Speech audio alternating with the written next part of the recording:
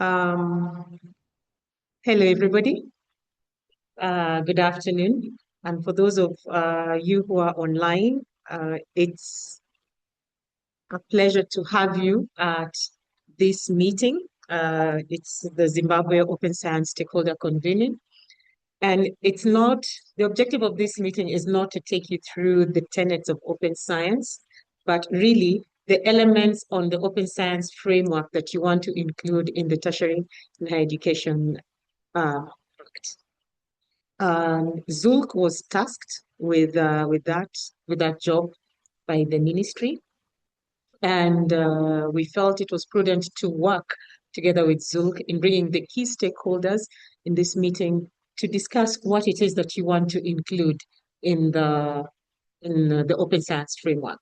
I'm Joy Owango, the Executive Director of the Training Center in Communication, and I will be taking you through this facilitation so that by the time we are done at about 4 o'clock, we are very clear on what elements are within the elements on open science that you want to include on open science in within your Tertiary Education Act.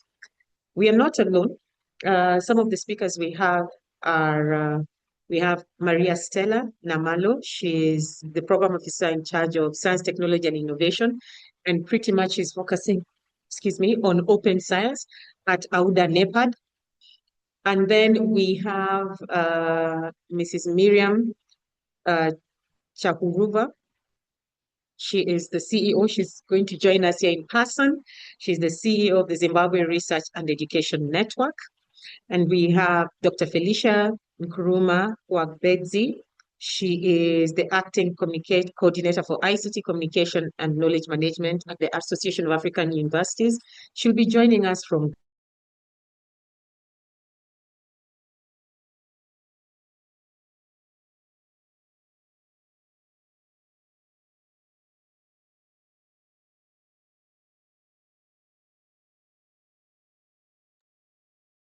We have lost the speaker. I can't hear her anymore.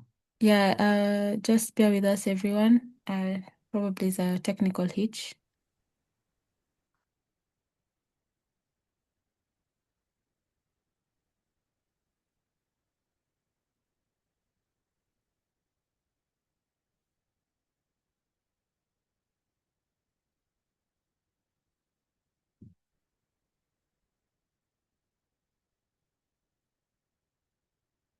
Sorry, everyone, just bear with us as we get Miss Joy back.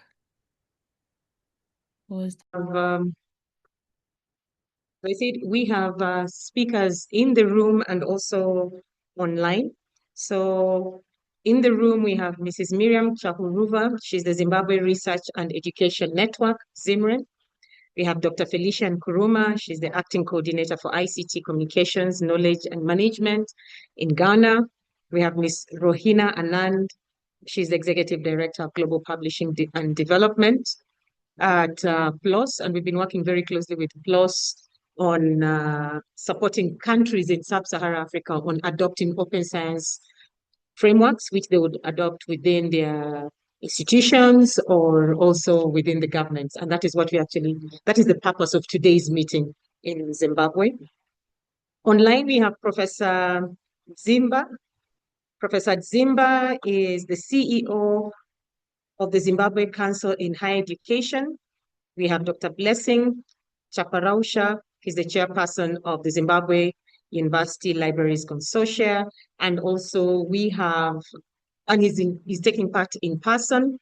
Professor Zimba is going to take part online. And then we have Dr. Sylvain Sokot. And Dr. Sylvain Sokot is the executive secretary of the East African Science and Technology Commission, EASTCO, which is an offshoot of the East African community. And working closely with them, we were able to include open science principles in the first EAC STI policy, making it, for context, everybody online and also in the room, it meant 7 presidents and 7 ministers of science, technology, and innovation agreed to include open science at a regional level in Eastern Africa. So making it the first of its kind in the continent and creating a blueprint of how that can be included at a national level. So we'll get straight to the program as we have the participants joining the room physically and also online. And for those who are online, if I have not introduced yourself, I've not introduced you, kindly go ahead and introduce yourself. So Felicia and then Rohina, would you like to do the introduction, your respective introductions? Okay, that is fine. Warm greetings from the Secretariat of the Association of African Universities. It's indeed our pleasure to be here. We look forward to a very fruitful discussion. Yeah. So maybe I can pass on to the next speaker, if that is fine. Yeah. Yes, Rohina. Good afternoon, everyone. Delighted to have the opportunity to participate here today. My name is Rahina Anand, and I'm here on behalf of PLOS, Public Library of Science, and to speak to some of the ways we have been working with partners across the continent in conjunction with TCC Africa, one of whom is AAU, the Association of African Universities. So looking forward to participating later. So thank you so much. And we'll get straight to the program. And as I'd said earlier when we began, Nicole, please remove the screen, stop sharing the screen. As I'd said earlier on in the program, we will be talking about how we can work together with the key stakeholders in Zimbabwe on how open science principles can be adopted within your Higher Education Act. So it's not taking you through about what open science is. We want to understand what your priorities are. As you're choosing your priorities, also highlight what the challenges could be, and then we'll work together with ZULC, because when we started this conversation with ZULC is the key point, is the point partner to support in this process in Zimbabwe. So we'll work closely with ZULC in refining that framework, which in turn will be taken to the ministry. And it is because of that, we have key stakeholders. We have the head of open science and open access at ZULC. We have the chairperson at ZULC. We have Zimren. We have the higher commission also in this conversation. And also we have also a vice chancellor who is going to take us through what they are trying to do within their institution. So I'll share my screen right now for those who are online and those who are online and for those who are here in attendance, so that we are all on the same page, to take you through what it is that we've been trying to do.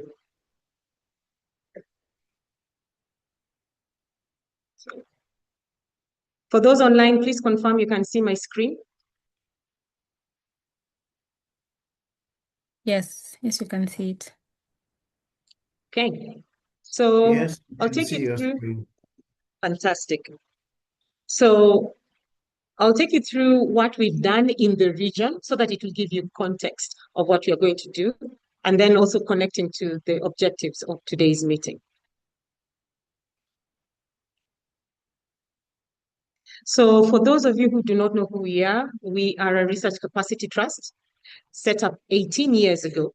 And we have 4 focal areas. One is on open science and advocacy, which is the purpose of today's meeting. Open infrastructure, because we feel that we need to move from access to agency, as we were discussing in the meeting today. How can we create our own open infrastructure to support our academic communities, increasing our research visibility?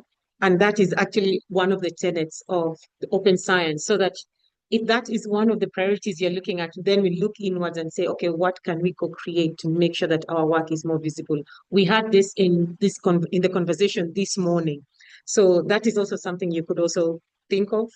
Then one of our other focal areas is capacity building, helping research scientists, universities, and research institutions in improving and increasing their research visibility. It's all about making scholarly communication more understandable, more accessible. And the assumption is not only training early career researchers, we also train leadership. We also work with government institutions. So this is also a form of capacity strengthening embedded within our Open Science and Advocacy program. And our higher education stakeholder engagement, this is now where we work directly with governments in supporting them in various areas. So, for example, with the Open Science and Advocacy part, sometimes in internationalization, because they are all interconnected. And those are our objectives and our values. And let me go straight to our open science pillars. When we're looking at open science, we look at open scientific knowledge where we are focusing on publications, open research data, open source software, and then we're also looking at open science infrastructure. These are elements that you could also think of when we are trying to look at what are your priority areas. You're looking at repositories, if you're looking at national, institutional, or just connecting all of them, digital platforms, and I'll share with you some of the cases with the countries we've worked with, what they're doing, digital tools and services, open engagement of societal actors, citizens, policymakers, industry, open dialogue with other knowledge systems. This includes indigenous knowledge, community knowledge, interdisciplinary collaboration. So these are the pillars we're actually looking at, and beyond. Of course, it's larger than this, but these are the ones we've noticed in all the countries we've been working with. They're looking at some of these four core areas. So because the truth is you can't take all aspects of open science. So there are those that you would look at as a priority that you'd want to work with. So let me take you through our program. And this is a program that we've been working with PLOS since 2021. And it's called the Advancing Open Science in Africa.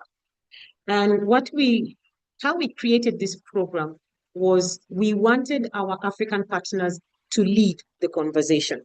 And that's why I think they have been very targeted, even in the kind of people who are in this meeting. We want you to lead the conversation, not telling you that open science is good. We know it's good, but out of that goodness, what is your priority?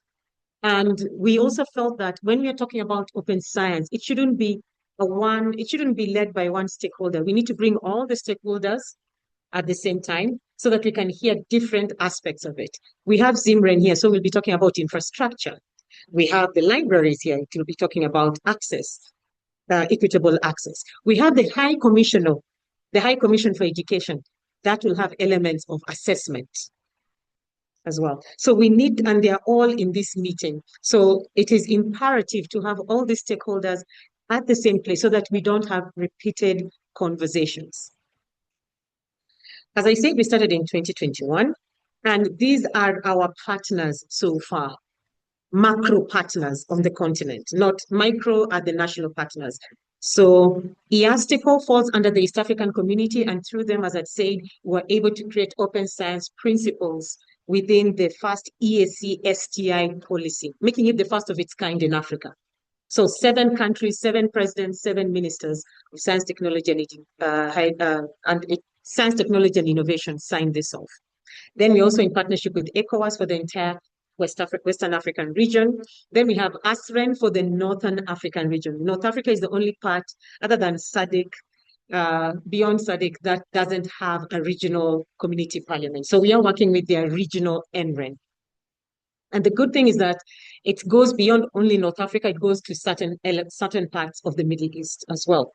Because politically, certain parts of the Middle East are seen as part of the North African geopolitical zone. Then for all the African universities, because we are dealing with vice chancellors at the end of the day, we're dealing with vice chancellors. So we have the Association of African Universities, and we have a representative, Dr. Felicia, who is going to be giving us more information. And we felt that it was important to have the vice chancellors present because we are having these conversations. The librarians who are in this room, you will be at Senate, but then if you don't have the buy-in from the vice chancellor, nothing moves. And also, let's look at the side of the Vice Chancellor. The Vice Chancellor has to report to the Commissioner of Higher Education, has to report to the ministry. So we also need to look at their lens, especially when it comes to the adoption of open science. So with that in mind, we felt it was really important to work with the Association of African Universities. And with them, we are truly excited because in the next phase of our partnership, we've been in partnership since 2022, but in the next phase of our partnership, we are looking at how we can create a standardized open science framework that can be adopted by the universities. Okay, so that it's easy for the leadership in universities to use, but also an institutional open science framework which they can also use to also advocate for open science within their institution and for their partners as well. So this is a two-pronged approach. As you can see, all this, we are very deliberate about how we are trying to make this program work.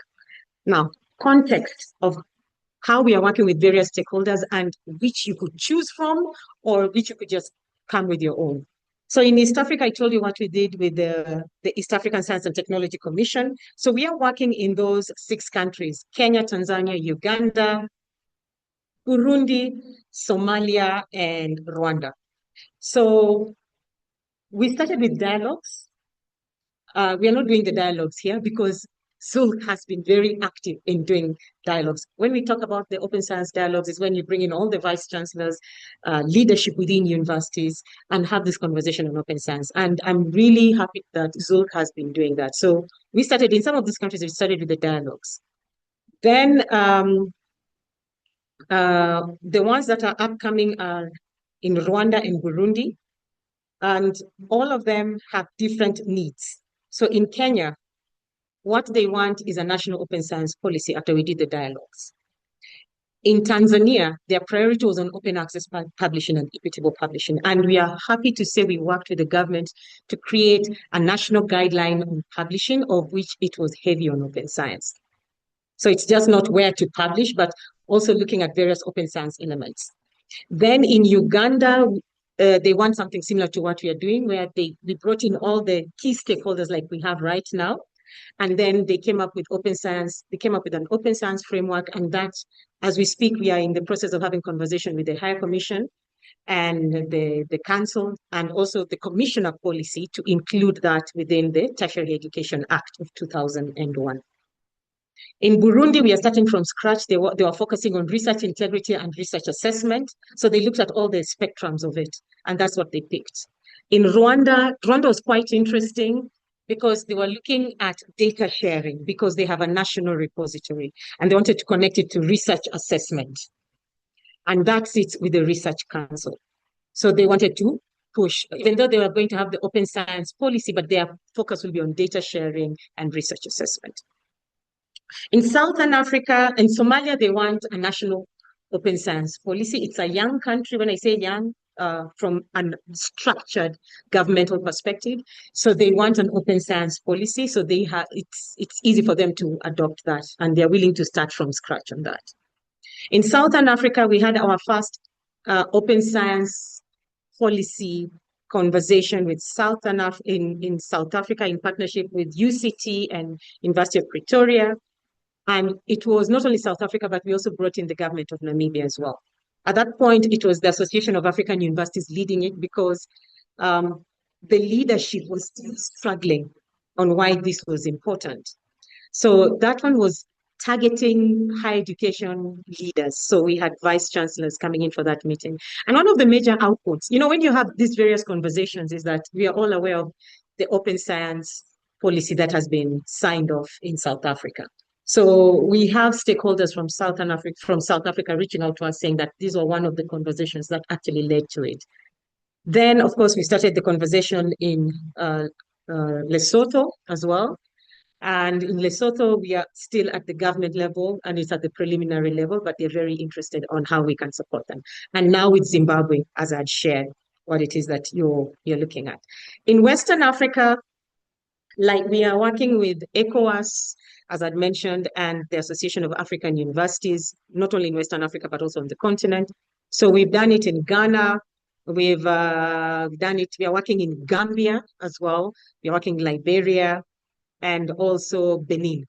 Now, in Benin, we will be there in September. And what they're looking at is they're focusing on data sharing. They have a huge national data management and sharing program. So they want to focus on that. In Gambia, the interesting thing is that they have revised their STI policy and they want to include more open science within the policy. So it's up to you to choose. Is it the STI policy you want open science to sit in, or higher education? Ghana, the conversation is still ongoing, even though it's much more mature when it comes to the conversations on open science. So there's been a lot of organizational change happening in that country. So we are waiting until when everything settles, then we get their priority areas. In North Africa, we've started in Morocco. The interesting thing about Morocco is that they had created a national open science strategy they had announced it in November the year before last. So what they want to do is implement it. So one of the things we've noticed is that sometimes you may have the policy, but you don't have a strong stakeholder partner on how to implement it. So we are working with the proposed partner, Research Council, which will work with to help in implementing it. Open science within the country. Tunisia is going to be done later in the year, and we are in a situation where governments are reaching out to us to see how we can support them. But the premise is the same. Making sure before we start any conversation, we bring all the key stakeholders together. It is African-led, so you tell us what your priorities are, and then we structure it. And with the rise of agency, everybody's moving from access to agency. We are looking at how co-creation on infrastructure can be included in that. And we are getting more and more of that from all the governments that we are working with. So what we are taking you through, obviously, is about engagement in open science. And when we look at both aspects, when we're able to build strong communities and build strong connections, it will be able to have better engagement, and we establish and have sustainable communities. And it's out of that we've seen how governments, partners, library consortia reaching out to us saying, help us work with our governments in implementing this. It's not a one-size-fits-all. I'm very cognizant of the fact that I am from East Africa. But when I look at this conversation on open science, it's part of the African Union Open Science Framework. So it's about us working together to achieve the goals of Agenda 2063, of which, and also TISA 2034, of which open research in Africa is actually one of the priorities. So wherever we can get help, we can work together in order to achieve this goal. So without further ado, I'd like to invite Dr. Blessing, who will be our next speaker, and then we can continue the program. Blessing, over to you.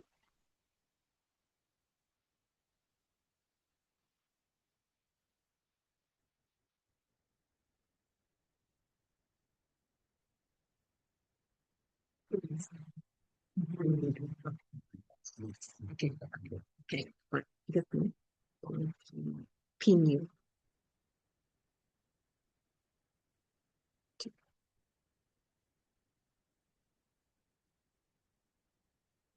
There you go.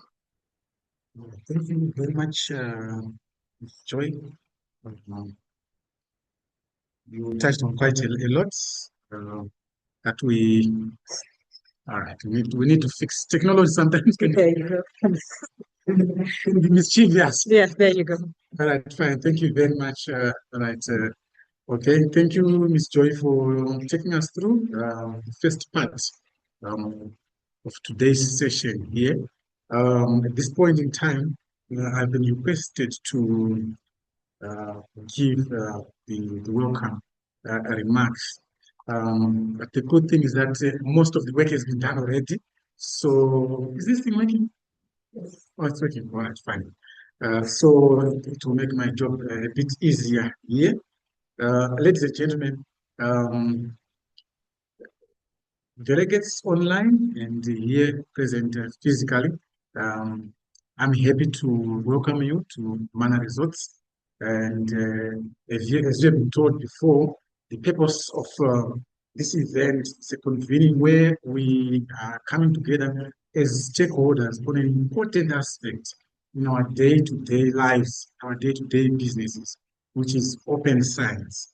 And we've convened here Sasa Lodge, the Sasa 3 room, and for those who understand Shona, Sasa is a tree, and normally it's a tree that gives a shade. And when you sit down, we don't sit down to gossip, but we sit down to discuss business and progress.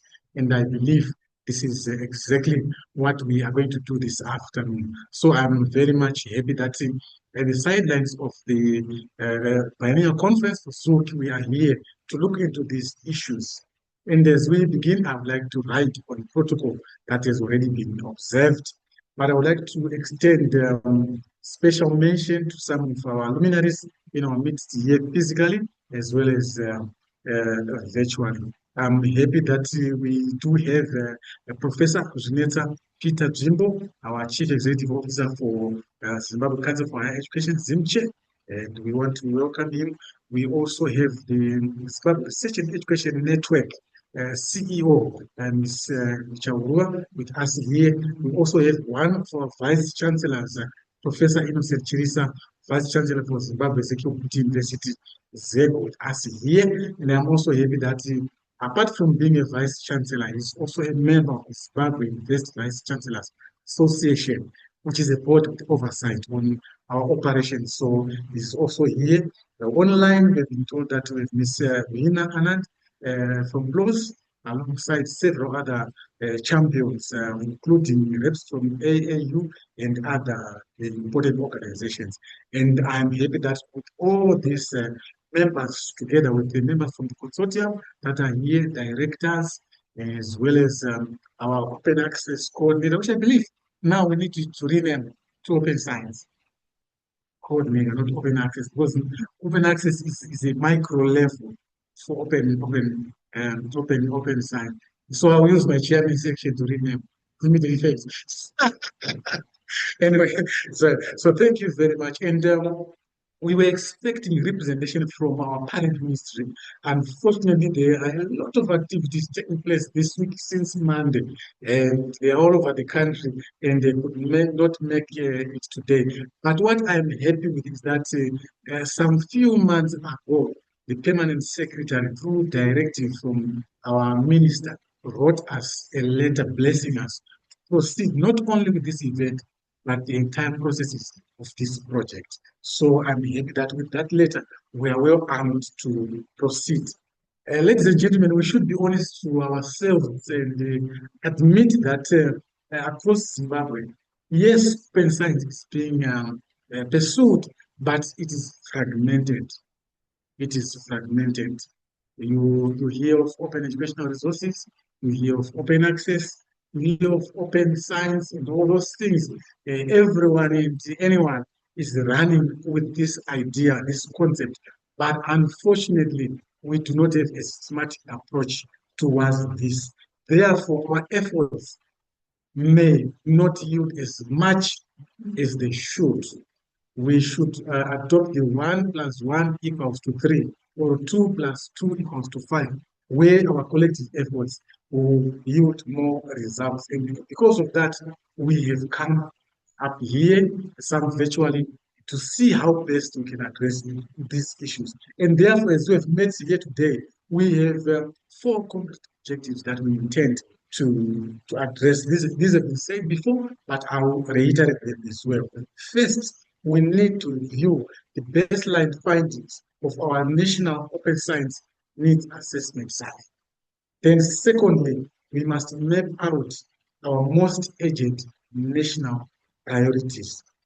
Third, we need to explore practical policy entry points to naturally weave open science principles into existing frameworks with our ministry, with our government, and the nation at large. The fourth one is we must unite all key actors and build a strong and vibrant multi-stakeholder network of collaboration regarding open science. So these are the 4 overarching aspects that we need to look into. And then I'm happy to point out that we need to then focus on structured discussions this afternoon and see how best we can tackle this as well. The good thing is that there is good representation here. We have got representation online from various stakeholders. I'm happy that Kenya has good stories to tell. Zambia, with Lombe Temple here, they've got a good story to tell. We have got AAU, we've got PLOS, we've got so many. And I'm also happy that Zimbabwe, the motherboard when it comes to infrastructure, is properly represented by the highest office here in the name of Mr. Chaurua. So we are quite happy because of that. And then when it comes to policy framework, our Honorable CEO for ZULC is also in our midst virtually, and I'm happy because of that. Then again, at policy level, we also have our good Vice Chancellor here, Prof. Chirisa, as well, because he also represents the policy aspect at this level, governance aspects at this level, as well as the issues to do with support. And these are quite important aspects. And in Africa, we often talk about probably we say, if you want to go fast, go alone. And if you want to go far, go with others. And together we are here to go far, to make greater impact. And as such, this is why we are here. And we're very happy that TCC Africa has brought us together for this important event. And as I conclude, I want to challenge everyone here present, physically and online, that we need to put together our minds and ensure that we go far. Having said so, I'd like to say thank you very much, and we are good to go. Thank you so much, Dr. Blessing. We're now beginning the program proper, and our next speaker will be Dr. Sylvans. I had mentioned, there we go. I had mentioned that our first case study, which was with the East African Community Parliament, and under that, under the East African Community Parliament is the East African Science and Technology Commission. It's the umbrella body of all research councils in Eastern Africa. So it was through them, through the East African Science and Technology Commission, that we worked together to include open science principles within the STI policy. Actually, they are the ones who made us think of that, because initially we were thinking that countries would want national policies on open science or infrastructure or frameworks or strategies, but then they felt, why don't we work with existing STI policies or higher education acts? So they were the first ones to quickly pick this up. So Dr. Sylvans, of course, will be talking about open science developments in East Africa, the key lessons, and how it is applicable to Zimbabwe's policy and implementation landscape. Honorable ministers, distinguished guests, colleagues, ladies and gentlemen, good afternoon. My name is Sylvans Okoth. I'm the Executive Secretary for East African Science and Technology Commission, which is based in Kigali, Rwanda. I would like to start by saying that it's a great pleasure and privilege to join you at this important gathering. I bring you warm greetings from the East African Science and Technology Commission, an institution of East African community mandated to coordinate and promote science, technology, and innovation and research across regions. Open science lies at the heart of East Africa's mandate. It is far more than a movement advocating for open access to publications. It represents a commitment to making knowledge more accessible, research more collaborative, innovation more inclusive, and scientific evidence more responsive to societal needs. When knowledge is openly shared, discovery accelerates, collaboration flourishes, innovation becomes more equitable, and research is better positioned to address the challenges facing our communities. Our regional open science journey began in 2022 when Stakeholder, TCC Africa, and PLOS came together around a shared vision, which was to promote open science principles and strengthen research capacity across all East African community partner states. Together, we convened a series of national open science dialogues, beginning in Tanzania in February 2023, and then in Kenya in September 2023. These consultations provided an opportunity for researchers, policymakers, universities, funders, libraries, and other stakeholders to identify each country's unique opportunities and challenges. More importantly, they generated the evidence, political commitment needed to move open science from discussion to policy. The defining achievement of this collaboration came in March 2024 during the 3rd East African Community Regional Science, Technology and Innovation Conference in Nairobi, when the East African community officially launched the Regional Science, Technology and Innovation Policy 2023-2033. For the first time, not only within East African region, but also as a regional policy framework in Africa, open science principles and implementation guidelines were formally embedded within a regional STI policy. This milestone did not happen by chance. It was the result of a sustained partnership, shared commitment, and deliberate investment by Esteco, TCC Africa, and PLOS, our partner states, and many other stakeholders who believe that science should be more open, more inclusive, and more impactful. As I remarked during the launch, it was truly a dream come true. Today, our region is better positioned to disseminate research findings, increase access to scientific knowledge from around the world, strengthen regional collaboration, and fully harness the benefits of open science in support of sustainable development and regional integration. However, adopting a policy is only the beginning. The more demanding task is implementation.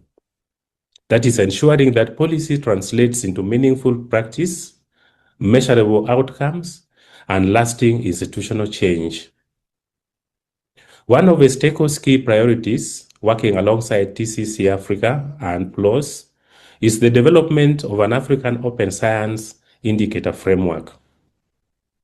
This framework will enable countries and institutions to measure progress, identify gaps, benchmark performance, and demonstrate the value of open science investment. After all, we cannot effectively manage what we do not measure. For too long, open science initiatives across Africa have advanced without agreed indicators, consistent monitoring mechanisms, or evidence-based evaluation. Establishing a common framework will strengthen accountability while providing governments and institutions with the evidence needed to inform future investments and policy decisions. As I listen to the discussions taking place here in Zimbabwe, I am struck by how familiar many of the challenges are. Limited digital infrastructure, fragmented policy frameworks, capacity constraints, and insufficient funding are challenges that East Africa countries have also encountered on their open science journey. Yes, these challenges should not discourage us. Rather, they remind us that our experiences are shared and that solutions can be shared as well. Zimbabwe possesses a vibrant and growing research community, producing knowledge that is vital not only for the country, but for the African continent and the world. Whether in agriculture, health, climate resilience, education, mining, or governance, Zimbabwe researchers are generating knowledge that deserve to be discovered, accessed, cited, reused, and translated into policy and practice. The findings being presented during this workshop demonstrate that the foundations for open science are already emerging. East Africa's experience shows that once national commitment is established and policy frameworks begin to take shape, momentum grows rapidly through collaboration among governments, universities, research institutions, libraries, funders, and civil society. Zimbabwe is closer to the opportunity than it may appear. Ultimately, open science is not simply about technology, repositories, or publishing models. It's about our values. Do we believe that knowledge generated through public investment should be accessed to the public? Do we believe that African researchers deserve equal visibility, recognition, and opportunity within the global research ecosystem? Do we believe that collaboration across borders strengthens both science and society? I believe the answer to each of these questions is a resounding yes. Stakeholder remains committed to working alongside our partners, including TCC Africa, PLOS, governments, universities, research institutions, and regional organizations to build an African research ecosystem that is more open, more connected, and more equitable, and more impactful. Zimbabwe's open science journey is well underway. We look forward to working alongside you as partners, learning from one another, and together building an African future where knowledge is openly shared, responsibility governed, and used to improve lives across our continent. Thank you very much, and may you be blessed.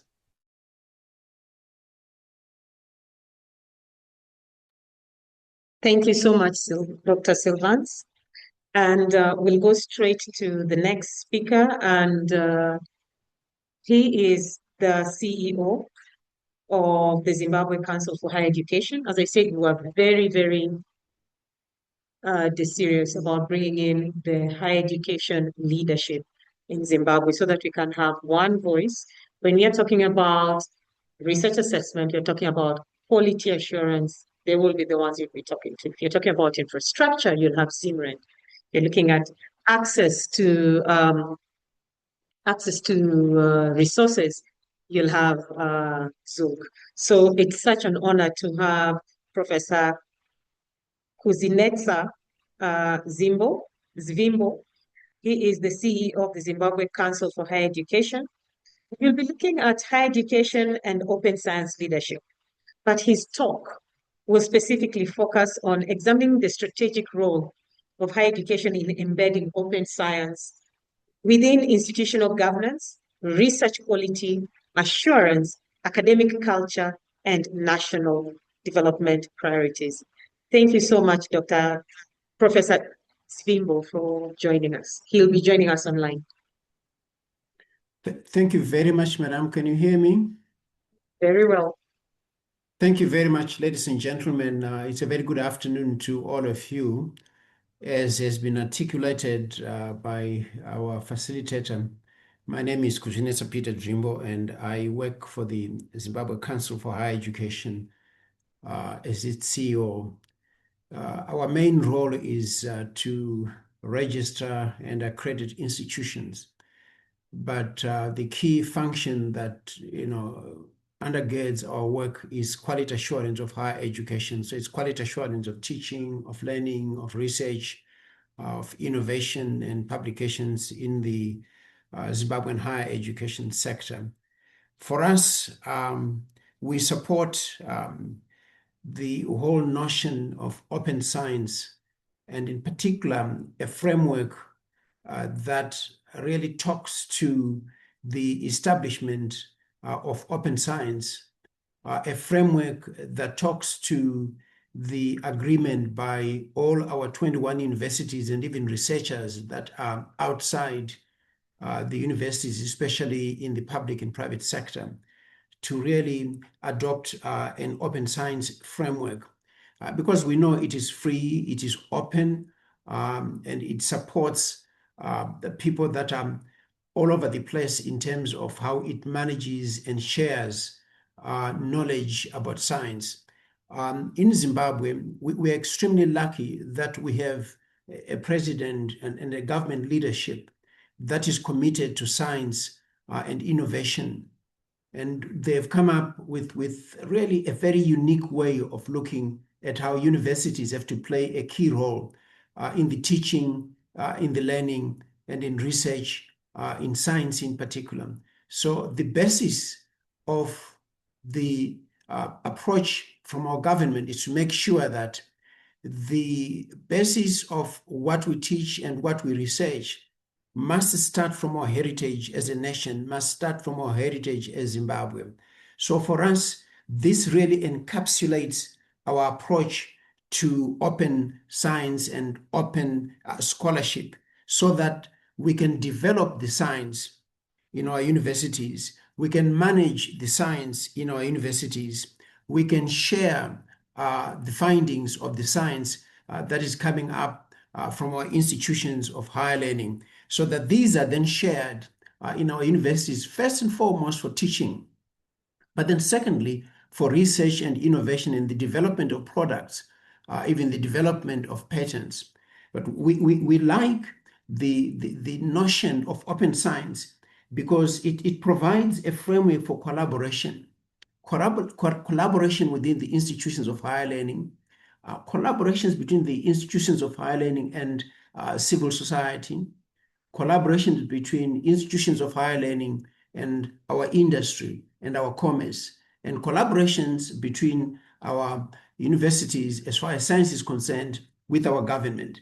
So we like to go this route as the ZIMCHE, because we are able to work seamlessly as universities with civil society, with government, with industry, and with other institutions of higher learning within the Zimbabwean sector. Therefore, it is this collaboration that an open science framework provides, especially to collaboration, the publication of the research, the utilization of that research, and how the research findings eventually end up in society. But for us in Zimbabwe, that the research findings eventually end up as open science in commerce, in industry, in agriculture, or even in just the general lives of the people. The other reason why we as the ZIMCHE supports this open science framework is that it provides a framework, it provides an opportunity where senior researchers, junior researchers can work very closely together in terms of addressing issues that affect us as a science, as a country, and issues that affect industry and commerce and even agriculture in this country. So the open science framework, especially working internally in institutions, also provide another avenue where senior researchers can mentor junior researchers. So this then helps to enhance the role of our senior academics in terms of taking a leadership role, in bringing junior academics into their research projects, in bringing junior academics into work that they do, which is related to socio-economic and even industrial development of this country.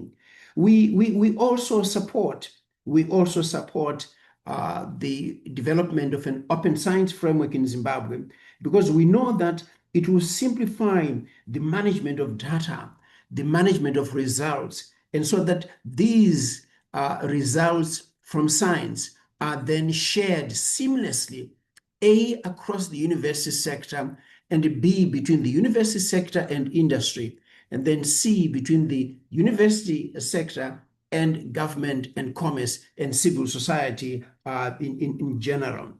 The other reason why we as the ZIMCHE support an open science framework, it provides us with an opportunity to support intra, multi, and transdisciplinary collaboration and research among our institutions of higher learning. There could be polytechnics, there could be universities, there could be even government institutions in commerce and industry. So for me, that's really a plus, that it enhances multi, intra, and cross-disciplinary approach to research especially scientific research in our country. We also support what we are talking about in terms of an open science framework, because it provides a long-term opportunity for these researchers to work together, and ipso facto for their findings to really get credence in terms of their utility within the country. What it means for us is that open science helps our research findings, so that these research findings can last for a very long time and can be viewed or even utilized in the university, in commerce, in industry, over and over, so that even our junior researchers can then have an opportunity to be able to work with senior academics in terms of an open science framework. So for us as the Quality Assurance Organization, we do support the open science and open science frameworks and activities, because our junior and senior academics will be able to share and even publish their research outputs in a manner that enables those research findings to be used nationally and even regionally or even continentally across this country. So in our view, we are supporting the open science framework as the organization that sits at the pinnacle of the higher education system, because the open science framework will provide a free open source platform that supports both junior and senior researchers in conducting, in managing, in sharing, in collaborating research projects in our universities and in our country, which is the role of the universities working closely with commerce, with government, with industry, for us here in Zimbabwe, to make sure that the vision that is being pushed at a government level, that Zimbabwe should become an upper middle income economy by the year 2030, then for us, we realize that the open science framework will be able to provide an answer, will be able to provide a framework so that society can benefit from a research transparency which comes with an open science framework. But we also are interested in supporting this open science framework because, as I've said earlier on, it simplifies data management and sharing of the research findings across the sector, both in the public and private institutions, both in our universities and in our other tertiary institutions in the country, such as polytechnics, teachers' colleges, etc. We also support the open science framework because what it does is, as I've said earlier on, it supports cross and multidisciplinary approaches to the research in science and even the teaching of science itself, especially in the university sector. And for me, these are the advantages of an open science framework. And I would like to thank my colleagues here in Zimbabwe, Dr. Chiparausha and others who are pushing this idea. And as the ZIMCHE, we are more than happy to work closely with our institutions of higher learning, especially universities, so that an open science framework becomes, the fonts et origio for academics to work together in terms of both intra, multi, and transdisciplinary research, especially in science. I thank you, ladies and gentlemen, for this opportunity. Thank you. Thank you so much for your speech. And we are going to have another speaker online, and that is from our partner, PLOS, based out of the UK, Ms. Rohina Anand. She's the Executive Director of Global Publishing, Development and Sales at PLOS, and she's going to take us through how PLOS has been involved and has been driving the conversation on increasing equitable participation in open science. Over to you, Rohina. Thank you, Joy. Am I able to share my screen? Yes. Okay, if you could just give me a minute to try and do that.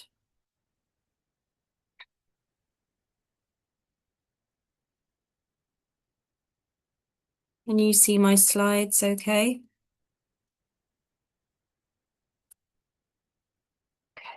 Hoping that's the case. Yes. And Yes. can you hear me okay as well? Yes. Yes. Great. Thank you, Nicole. Okay. Well, I'm delighted to be here with you today and to have had the chance to hear directly from some of the stakeholders who we're so pleased to be working with as part of our partnership with TCC Africa. We've had some really inspiring and thought-provoking speeches already.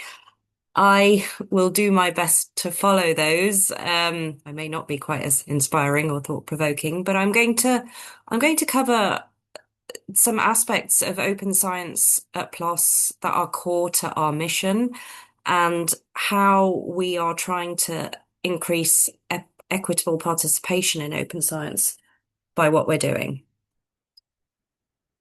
So for any of you who aren't aware of PLOS, we are a not-for-profit full open science publisher, and our goal is to empower researchers to accelerate progress in science and medicine by leading a transformation in research communication. We actively strive for openness and transparency throughout the whole research communication process because of the benefits that they bring to knowledge dissemination, to its utility and its reproducibility. And therefore, we have always been purposefully open by design at PLOS.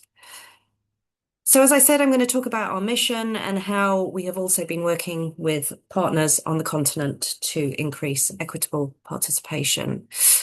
I'm going to skip over this slide. We've already heard some general aspects of open science, and Joy covered the UNESCO recommendation on open science earlier.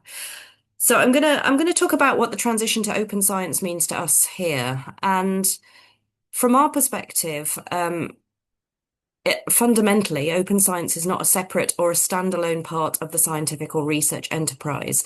It can and should be intrinsic to the whole research life cycle. So that means from ideation and planning and designing research through to conducting that research and generating knowledge, to validating that knowledge, analysing and interpreting it, and then, of course, through to dissemination and reporting and sharing it. Open science underpins that whole process, that whole research enterprise. And from our perspective at PLOS, open science is about more than just having access to the article. It is about providing the right context to understand it, the resources to replicate it, as well as the tools to collaborate and to make science better.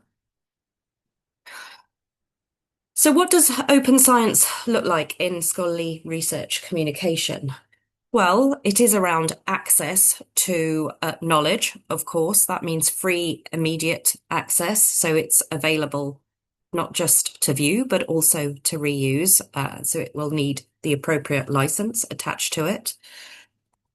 Open science is also about sharing multiple research outputs across all stages of the research investigation, so you can tell the whole research story. Alongside that, it's around employing transparent processes across research evaluation and dissemination. And all of these things together facilitate greater reproducibility, faster scientific progress, and broader access to knowledge. And what does open science look like in evaluating and communicating research? Well, I referred just now to transparent processes. So that includes identifiers and taxonomy, such as ORCID, which ensure that researchers' work is properly attributed and that they receive credit for it. It also involves taxonomies such as credit to ensure that each author's individual contribution to the work and the research is defined. It involves preprints, where authors share an early version of their work and can get early public comments. And by sharing that version early, it enables rapid dissemination of results. It establishes priority for that work, and it hopefully gains increased attention and citations. Transparent processes also include open peer review, meaning that the peer review materials are accessible. That means the peer review plus the editor comments. That doesn't mean that the peer review processes are any less rigorous or robust, or that the usual ethical checks are not applied, only that the related materials are accessible. I talked just now about multiple research outputs that tell the whole research story. So that includes open data, code, methods, through to protocols, reagents, reporting checklists, all of which hopefully contribute to greater reproducibility and ability for that knowledge to be used and built on. But open science in publishing, from our point of view, also includes things like countering publication bias. And when I talk about publication bias, I mean situations where papers that report positive results are more likely to be published. So one way of countering that is via, for example, a registered report, which is a publication that outlines the planned research, but where there's a commitment to publish the outcomes, as long as the research that is carried out has been done in a methodologically and ethically rigorous manner. So irrespective of the perceived significance of the findings. And these are practices we have made throughout our portfolio. So I'm going to give one example of that, because PLOS Biology is one of our selective journals, but we have also embedded inclusive publishing criteria there as well. We have seen that selective journals have contributed to the reproducibility crisis that we see in biology and biomedicine because of that culture of publication bias, as I've just mentioned. So we thought, well, how can we redefine selectivity to actually make it more inclusive? With PLOS Biology, we do that by focusing on the importance of the research question and the rigor of the research that has been done, rather than how exciting the result is or how exciting it's perceived to be. That's because we believe if a research question is worthy of funding or resourcing, then that outcome should be worthy of sharing. So as questions for publication, we ask, what is the contribution to the scientific process? Are we learning something that will significantly advance its field, independent of the outcome? Are the approaches used adequate to answer this question in the best possible way? And has the research been executed to a high standard? Another example of inclusive publishing criteria that we apply across our portfolio is our inclusion in global research editorial policy. So this aims to improve reporting of global research and address parachute research, also known as helicopter or neo-colonial science. And this is when researchers travel to under-resourced communities, conduct their research and leave, often with little understanding or involvement of the communities they've studied, alongside few direct benefits to local participants. To try to help counter this, we developed a questionnaire with members of our editorial community that outlines ethical, cultural, and scientific considerations that are specific to inclusivity in global research.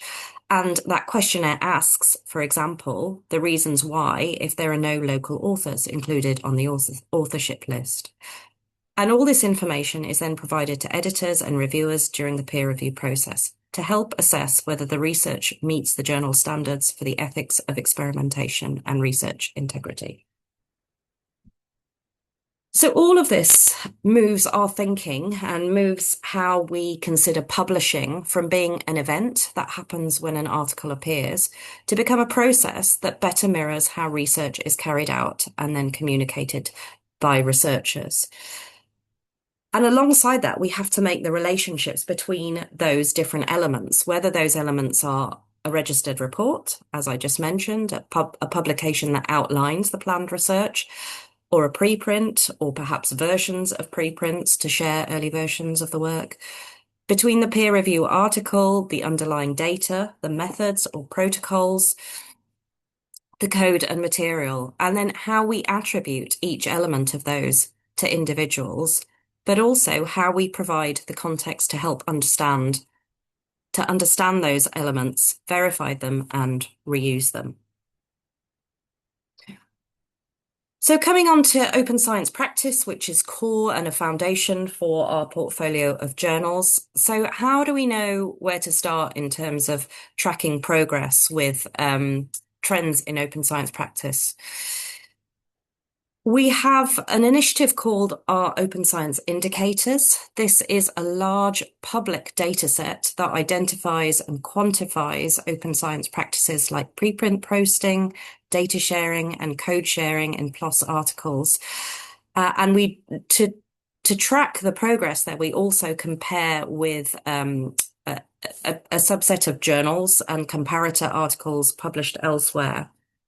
The reason we do this is not to audit publications for compliance reasons or to rank journals or institutions in how they are pushing forward with their open science practice, but really to understand how we can facilitate best practice. And we actively seek stakeholder engagement to ensure that the utility of what we're releasing is of use to them and of benefit. So you can see some relatively recent results from us in terms of the indicators and how we are tracking progress with data sharing, code sharing, preprint posting, and we are seeing some nice upward trends there in terms of those practices. And excitingly, we now have a dashboard that external stakeholders can interact with themselves to explore open science practice in depth. So I would very much encourage you to have a look at that and explore a bit more fully. But as well as moving beyond the article to disseminate research, as I've been speaking about, we also need to move beyond the APC, or article publication charge. That is the predominant business model that we currently see in open access publishing, and which we know creates barriers and challenges to participation in open science. Coming back to PLOS biology, which I talked about earlier in terms of how we redefined its editorial selectivity, we also changed its business model to make it more accessible and inclusive. We know that an APC model is not the appropriate business model for selective journals. So we developed our Community Action Publishing Model, or CAP for short, to show that selectivity is possible without high APCs and to move beyond a model that is built on articles. Our Community Action Publishing Model actually launched several years ago now, and it applies across PLOS Biology, PLOS Medicine, and PLOS Sustainability and Transformation, and has been going very well as well in terms of participation of institutions. Similarly, our Global Equity Model, which is a business model for a subset of our journals that speak to some of the more global challenges that face society. So PLOS Climate, PLOS Global Public Health, PLOS Mental Health, and PLOS Water. Similarly, this model doesn't work on the basis of a per article or per unit payment to access a publishing service. And alongside that, it reflects countries' financial situations by relating to the World Bank criteria. So to try and represent and recognise their ability to pay and participate. And institutions in Research for Life countries can participate in both these models for free, meaning authors from institutions in Research for Life countries could publish for free in the journals included, subject, of course, to the usual acceptance criteria. But with these, what we hope are more equitable business models, we can't change the landscape on our own. It needs engagement from other key stakeholders who control the funding flows within the scholarly communication ecosystem. To this end, we partnered with Coalition S, representing funder groups, and JISC, a library consortium, the major library consortia in the UK, to launch our Beyond Article-Based Charges initiative. And through this initiative and the multi-stakeholder working group we formed, we launched a new online tool, How Equitable Is It?, that is designed to assess the equity of scholarly communication models. And this tool is targeted at institutions, at library consortia, funders and publishers, i.e. all the stakeholders either investing or receiving funds for publishing services. And it offers users the opportunity to rate scholarly communication models and arrangements across 7 criteria, including how much a model facilitates access to read, how much it facilitates publishing immediately open access, how much it maximizes participation, etc., etc. So coming to the end, and well, coming to the end of my presentation, but looking forward in terms of what's next for PLOS, we have recently just published the report, which is the result of an 18-month big research and design project, which focused on two main problem areas that we see holding back open science in the scholarly communication ecosystem. And that is lack of recognition for outputs apart from journal articles, and also lack of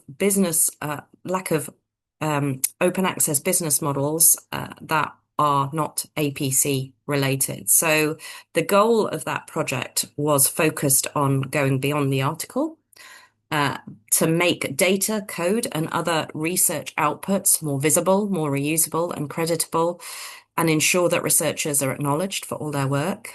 And the other key goal was going beyond the APC to try and develop on the foundation of these other non-APC business models we've been piloting over the last few years. We wanted to develop a non-APC based business model so that more researchers, regardless of location or funding, can participate in open science. And if you would like to, and I would very much encourage you to read the full PLOS report that has very recently come out in the last couple of months, talking about the project and the recommendations and the outputs that we found as part of that piece of work. We also, as part of that, did an economic analysis of the value that open science brings to try and show the economic benefit of open science. And we know that open science is often justified, and this is very important as well, through values like transparency, access, collaboration, and fairness. And these are incredibly important, but they're not always enough to drive change across the research system, especially when funders, institutions, and policymakers are looking for clearer economic evidence. And so this was the purpose of this piece of work, the economic evidence and analysis provided as part of this subset of the work. It showed that there is real value of open science, not just from openness alone. It comes when openness makes research outputs reusable in practice. So again, this report is available to view, and it talks about how designing data, code, software, workflows, and training resources so that others can find them, understand them, and use them at scale. And how, when that happens, the benefits are tangible. There's less duplication of work, faster research, lower costs, and more opportunities for innovation across the system. So as we've highlighted, and others have highlighted, we've been working with partners across Africa over the last 5 years, and it's been really fruitful. The research and design project that I just referenced that has been going on for the last 18 months, we saw Africa as key stakeholders as part of that. We held one of the convenings that was part of that project in Nairobi with TCC Africa, and a number of stakeholders from across the continent came to that and provided their input and intelligence around the goals of that project, going beyond the article and going beyond the APC. And the success of our mission to advance open science really does depend on these local cooperations with all of you. So working with continental actors like TCC Africa, with ASREN in North Africa, with the ASTICO in East Africa, and with the Association of African Universities. Only via those routes can we find and co-develop solutions to participation in open science that actually work in local contexts. So I'm really excited to continue the dialogue, as we have been doing as part of numerous open science dialogues that we've held over the years, and very excited to be part of this one in Zimbabwe as well. I'll finish and leave this on the screen for a minute. This is the virtuous open science circle that we talk about a lot at PLOS. Because by opening research to more expert perspectives and feedback earlier in the research process, open science can contribute to high quality, reproducible and reliable research. By making more of the artifacts of research and peer review public, open science can demonstrate the trust and integrity of research and of researchers themselves. By making opportunities to read accessible to everyone, open science maximizes the impact of that research, raising researchers' profiles and allowing more scholars to build upon the work in future research. And by offering a broader range of publication options, including study designs, data, code, methods, peer reviews, and other research products, researchers can share more of their science, and we hope be credited for it and acknowledged for it. So all of those things, high caliber research, well-regarded researchers, and measurable demonstrated impact all contribute to institutional and international reputation for excellence, progressiveness, and leadership. Thank you very much.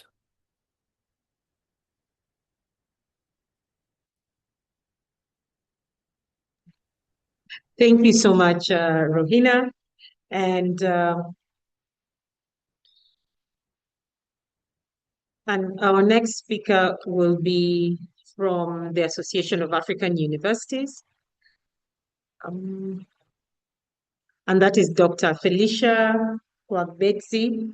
And the reason why this is really important to us is we are cognizant of the fact that as much as we are having conversations on open science, one of the biggest challenges that universities will face is the vice chancellors, the backstop to them.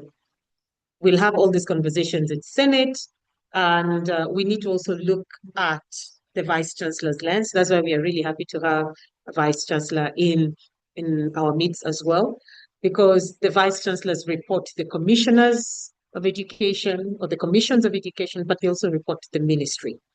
There's a lot that weighs in before some of these decisions are made. So it was really important for us to work with the umbrella body that the vice chancellors convening, and where they make macro decisions to support their respective institutions, particularly when it comes to adopting open science and how they are advocating for this and the support systems that they're going to provide, such that when you're at Senate, because this has to pass through Senate if you're looking at an institutional level, by the time you're at Senate, you also have everybody who is aware of the open science process and the principles and the benefits that it is going to provide to the institution, the economic value, the research benefits as well. So without further ado, Dr. Felicia, please take us through your presentation. Thank you very much. Just confirming that the view is clear and all is set to go. Yes, we can see you. We can see you. Okay. Good day to all of you, distinguished organizers and executives gathered here. I bring you warm greetings from the Association of African Universities on behalf of the Secretary General, Professor Olushola Oyewole. It's glad to be here. I see quite a number of familiar faces. We've been in this space together. My name is Felicia Nkrumah-Kwagbeji. I'm the acting coordinator for ICT Communications and Knowledge Management here at the Association of African Universities. Today, I'm sharing lessons on strengthening institutional readiness for open science. And this is drawn directly from our work. AU works with over 450 higher education universities across the continent. Let's get straight into my presentation.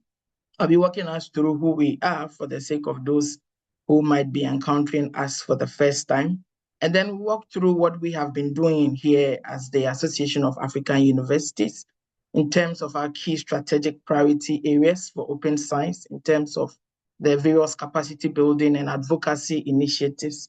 And then we could wrap up with some key lessons for Zimbabwe to consider.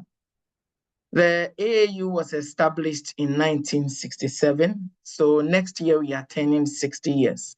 And we are marking this with a high-level conference for rectors, vice chancellors, and presidents of African universities. This event is taking place in Kenya next year, and you are all invited to join us over there. It's a critical platform for you to engage the higher education policy makers.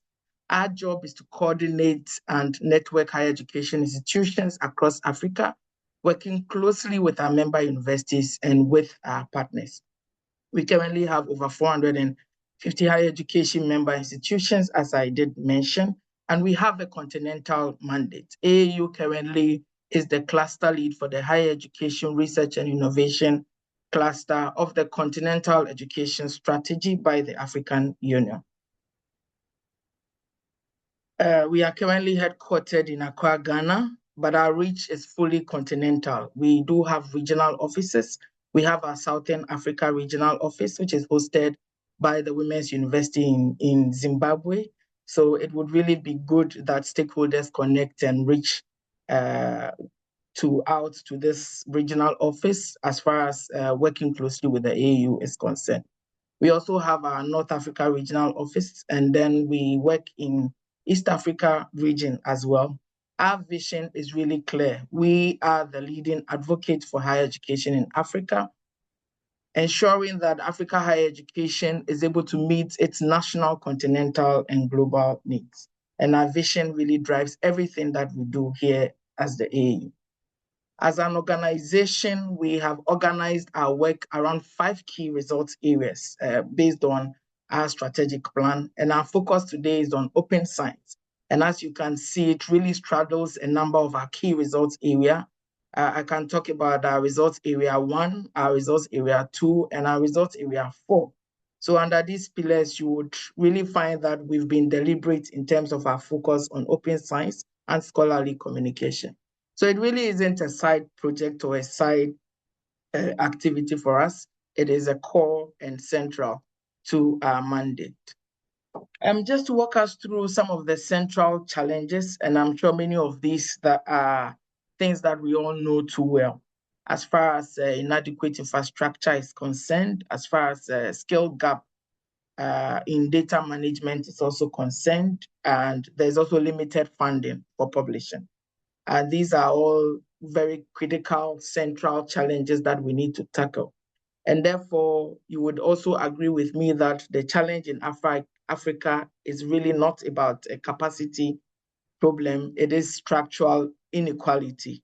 And that is why open science matters in terms of making sure that we have more of our African knowledge being visible out there. The hard truth is that Africa really contributes very low as far as overall research output is concerned. And UNESCO puts this at a very small number. It cites in 2025 that the continent contributes about 2.2% of global scientific publication. Meanwhile, we are about 17% of the world's population. So the key takeaway is that this disparity is really not a reflection of our intellectual capacity. And I'm repeating this, that it's really a structural issue. And us as librarians, us as stakeholders within the knowledge production space are really well positioned to fix this challenge and to ensure that Africa's knowledge output is more visible globally. So why is open science important? I'm sure this might have come up in the earlier presentations. I would just like to zoom down to 4 reasons. 1, equitable access, tearing down paywalls, and 2, efficiency, making sure that research that is produced is reproducible and can also be verified through repeating that same research if a researcher wants to do so. 3, we are looking at innovation and collaboration. And you would agree how, because of ability to quickly share data, share knowledge, share research outputs, this was really helpful in the fight during COVID-19, for instance. 4, visibility, making Africa research impossible. And therefore, when your work is open, the world would see you. And when they see you, they can cite you. As far as open science related strategic priorities are concerned, I can mention about 5 of these, but in this platform, we can quickly highlight 3 of them. First, AAU has been working with our partners closely, PLOS, TCC, and various other partners in the space to produce a continental open science policy framework. And this is really, really critical because then it provides a framework within which other higher education institutions, within which other countries can easily adapt it to suit their own situation and to come up with their own policy and guiding framework.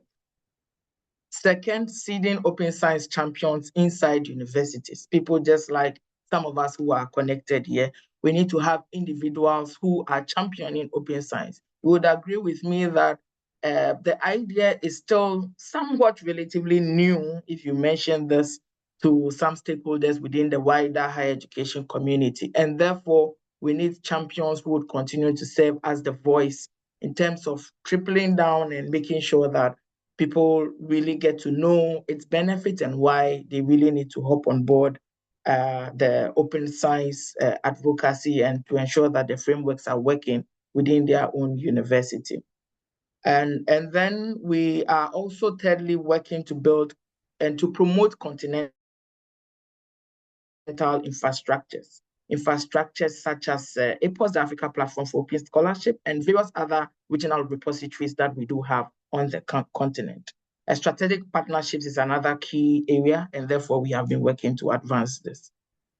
Another key issue we need to address in this discussion relates to persistent identifiers. And on that front, I can mention the Africa Paid Alliance, which TCC and various other partners are championing at key success story, which is still in action, but very key success that we can point to. Many universities, you would agree, cannot afford to give DOIs to all their output. But great literature, such as thesis, reports, policy briefs, hold immense value. And therefore, this alliance is working to make indigenous knowledge and cultural heritage permanently discoverable across the continent.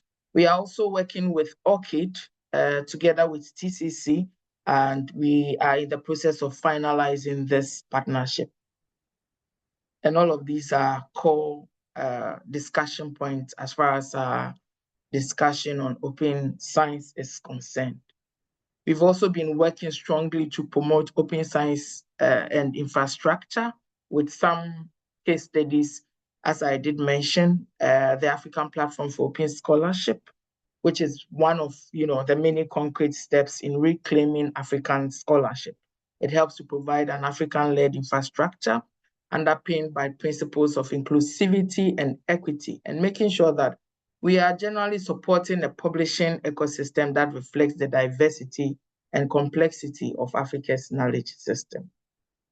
As the Association of African Universities, we've been engaged in relentless advocacy, both on the continent and beyond. I can mention our Africa Universities Day, where we dedicated the whole celebration to open science, and post that we've appeared on several platforms. The World Science Forum in South Africa, the United Nations Open Science and Open Scholarship Conference in Japan. We've also been engaged in PLOS Beyond the Article project, which Rohina mentioned, the speaker just before me. AU was engaged in those discussions, both in Kenya and then in Brussels. And there's been several other platforms, both physically, both virtually, where we leverage, the convening of high-level stakeholders to advocate the open science to Africa's higher education community. I just did mention Africa Universities Day, where we leveraged it to really drive home the need to bring equity to research and publishing. And this event convened the universities, ministries of education, industry partners. Let's also reiterate that industry is really important in this discussion, as well as our development partners. I did mention the AFRID platform. I would encourage all of us to have a look at it. This is a digital platform hosted here by the Association of African Universities, and it is profiling currently over 6 million research publications. It's breaking down fragmented networks and also helping to boost collaboration as far as bringing together research communities is concerned. And we also previously had the DATAD initiative. This is the database of African thesis and dissertation. And through that engagement, we build capacity for African universities to manage and share research data effectively. I would also like to talk about our work as far as infrastructure and institutional readiness is concerned. We've been working with key stakeholders to strengthen various regional repositories.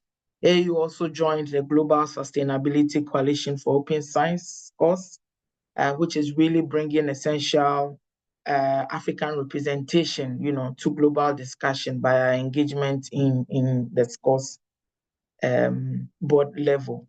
We've also been advancing Diamond Open Access, and come this November, we are hosting a Diamond Open Access virtual conference, and we are inviting all of you to mark your calendars. This is virtual, and it's a very key platform that would be of benefit to all of us.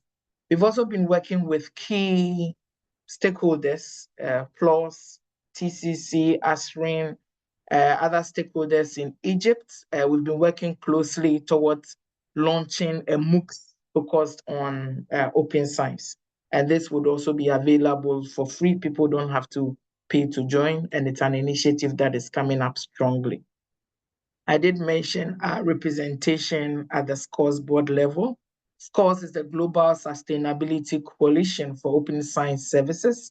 It was established in 2017, and it decides which infrastructure gets funded and which ones really do survive. So through our membership, I can report that Africa has a voice on the SCORS board. We've been on it previously, and we are still on it. And just to throw it out there to all of us that as we engage locally across the continent, we also need to ensure that we have more of African institutions in these type of rooms, globally, because a global agenda without the global South is really truly not global. So we need to ensure that we are in such critical rooms speaking for the continent.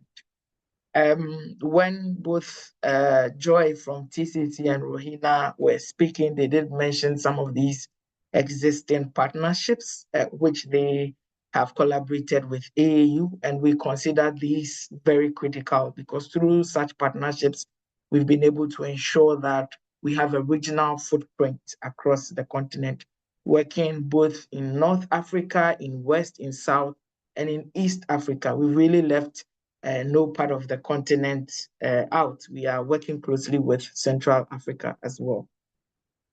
Another key focus area is in terms of our influence globally, is really to ensure that we are building the necessary governance structures. We are developing continental open science framework, but we are also drafting practical open science policy text which can be adopted. And we are saying that governance is very key. So we need to have these tools in place, adopted at institutional level. At AAU, based on our experience and based on where we sit, we strongly urge all higher education institutions to have such policies in place. Policies which can transcend generations, which also, are live document and are flexible, to allow for regular updates and regular changes. Another key thing that we've been advocating and engaging our vice chancellors and our stakeholder groups on relates to ensuring that when it comes to hiring, when it comes to promotion, when it comes to the recognition processes within our higher education institutions, it recognizes publication outlets that are open science, that promotes open science. By this, I'm also talking about open access. We need to ensure that there's a linkage and that researchers are well in tuned and see the benefit of open science as far as even their own promotion and their own economics is concerned. We've also been working strongly in terms of building capacity, in terms of strengthening partnerships with various key institutions, in terms of making sure that the leadership of higher education across the continent is well informed about open science and its benefits, and therefore they prioritize it within their structures. The are also critical challenges which sometimes hinders their own implementation. And we work with them to co-create this, to identify this, and to put the necessary support systems in place. It's not enough to advocate, but really to identify what are the challenges, what are the impediments, and how can we work with such bodies to overcome these challenges.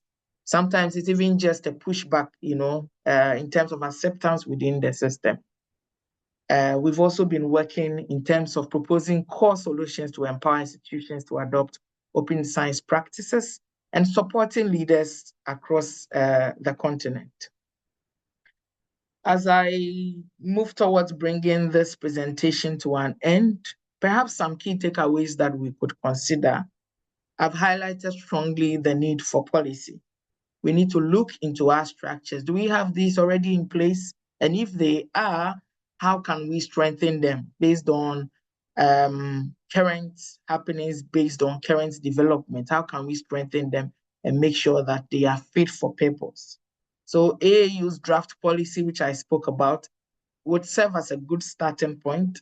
And in drafting this policy for the continent, one of the key things we had said we would do, this is AAU PLOS and TCC, was for us not to sit at our corner and develop a policy and come to stakeholders and say, this is the framework that we have developed. Please take it and use it. But we had said we would consult more widely. And therefore, there was a call for experts who would want to come on board and work with us. That call is still open. If people are interested to join us, please send a message to TCC and team afterwards, and we'll be happy to have your intellectual contribution to shape this for the continent. Leadership engagement as well, another strong area that we have to prioritize. We need to secure top-level support from vice chancellors, from the ministry, and that is why I was happy and excited that the ministry in Zimbabwe is engaged in this very event and in this very activity. We also need to get institutional heads on board, because without leadership buy-in, then most of the things we are advocating for might not really succeed when it comes to operationalization and when it comes to the on-ground implementation. So top leadership buy-in is very critical, and I'm sure you fully agree with me on this.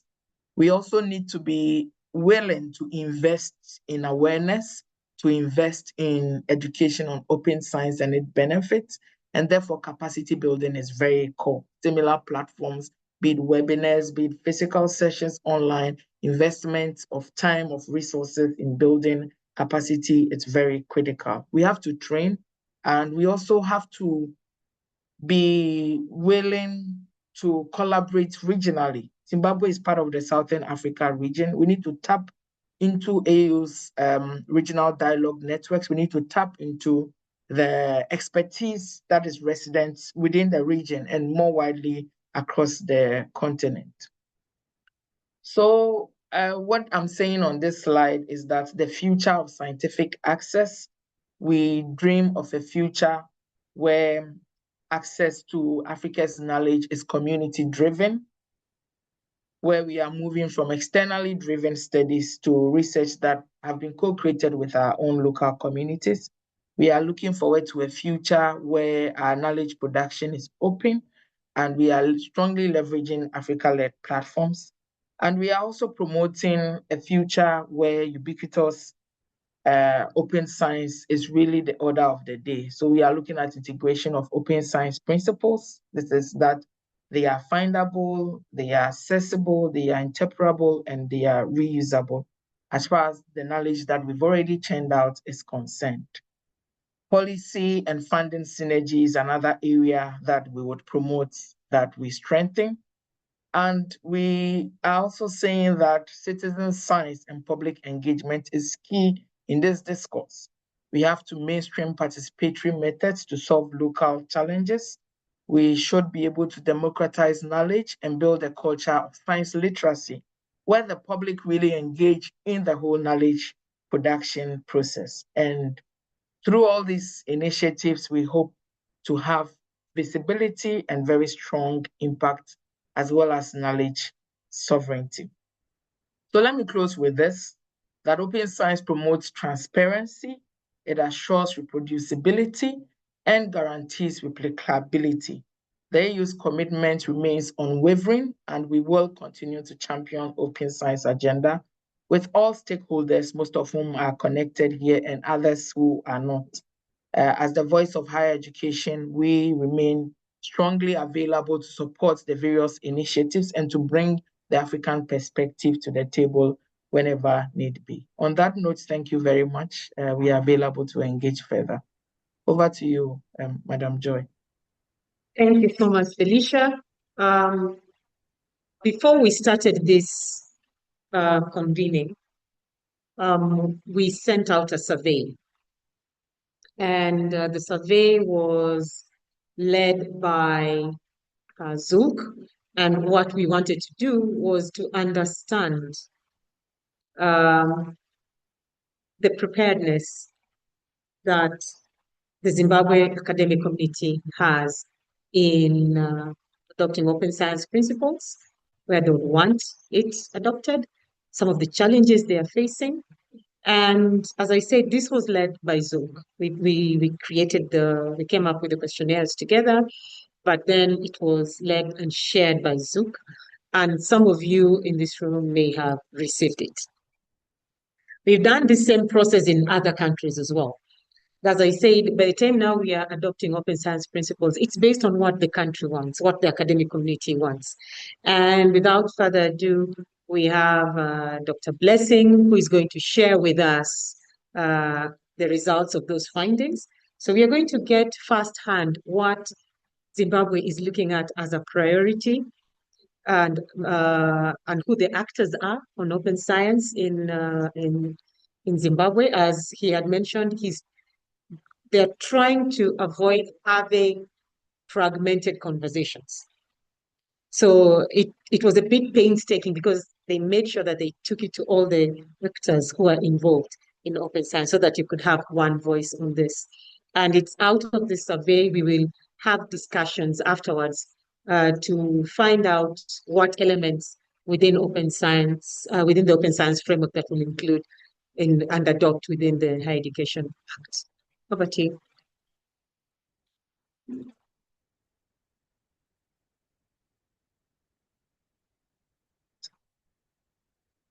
All right. Good day once again. Thank you very much.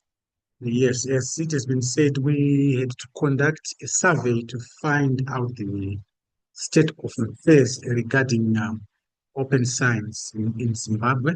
And 17 institutions across universities, research organizations, and government participated in that survey.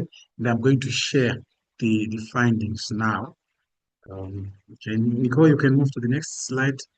Okay, and that's the structure of my presentation. In the interest of time, I'll skip that way, but we are progressing from what we found on the ground and towards what could be possible next steps.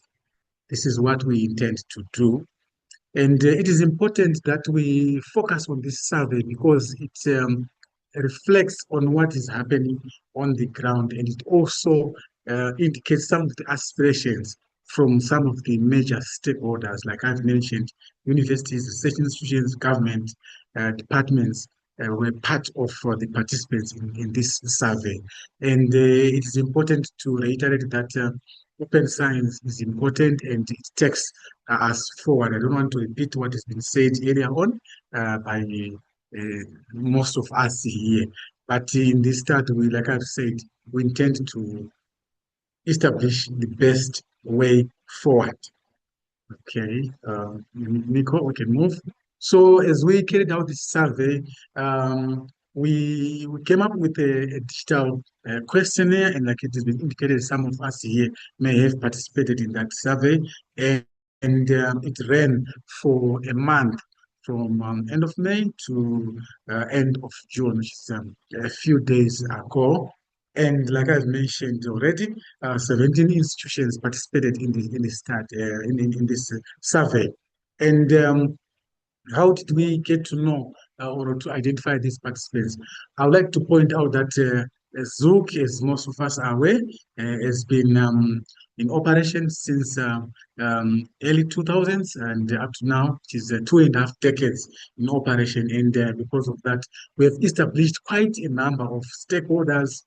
We've come up with good relationships and so on. And because of that, we had to draw participants from stakeholders whom we've worked with for over, for nearly three decades now.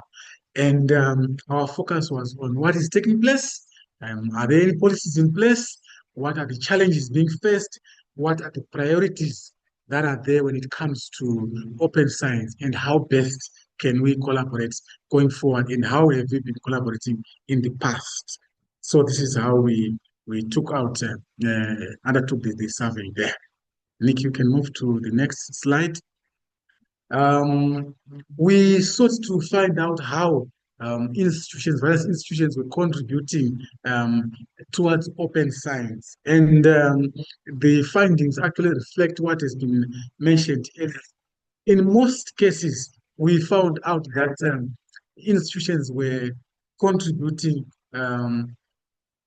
much towards infrastructure development, coming up with institutional repositories and so on and so on. And then libraries and other related institutions were also mentioning that they were involved in research data management, or in other words, they were involved in the research cycle. And then there was also some strong presence when it comes to awareness, raising of awareness regarding open science. Unfortunately, two aspects did not do very well. One of them, and this has been mentioned before, issues to do with funding for open science.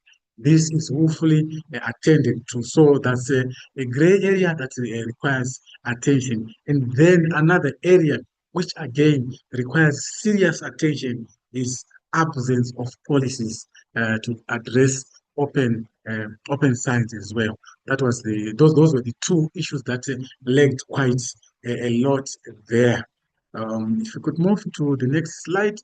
And then in terms of engagement, we found out that 29.4% of the institutions represented there were involved in open science collaboration. And I would like to point out some of the key aspects when it comes to collaboration that have been taking place. And I'm happy to point out that one of our own here, the MSU librarian, earlier on we had when she was sharing a session for those who were there physically here, that she's also the country coordinator for EIFL activities. And I'm happy to report that EIFL has been one of our partners there, and because of that, a lot has taken place in terms of waivers for article processing charges, a reduction in licensing fees for electronic resources, amongst others. And 15 publishers have come on board to collaborate with us through EIFL. Then EPOS, which was mentioned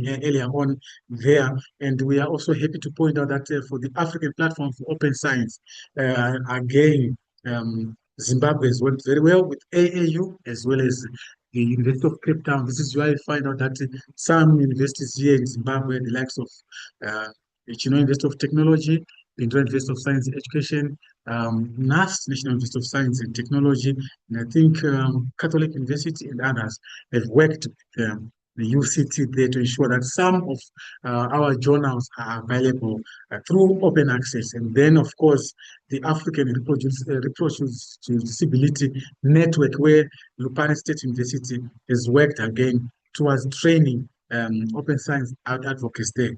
And I'm also happy to point out that we've worked, Zimbabwe has worked very well with Ubuntu Connect, and we are happy that Ubuntu Connect has been one of our all-time weather friends in terms of supporting open science. And of course, in this area, we've worked very well with Zimren in that area. Then, of course, ORCID has also partnered with Zimbabwe as well in a number of projects there. And I'm happy that ORCID is also represented here.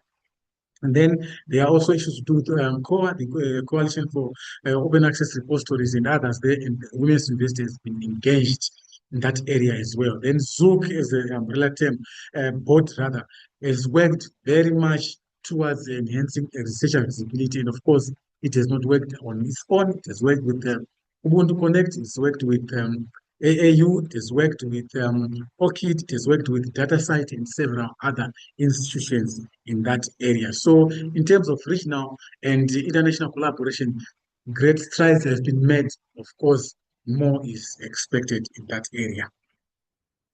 So could move to the next slide, Nicole.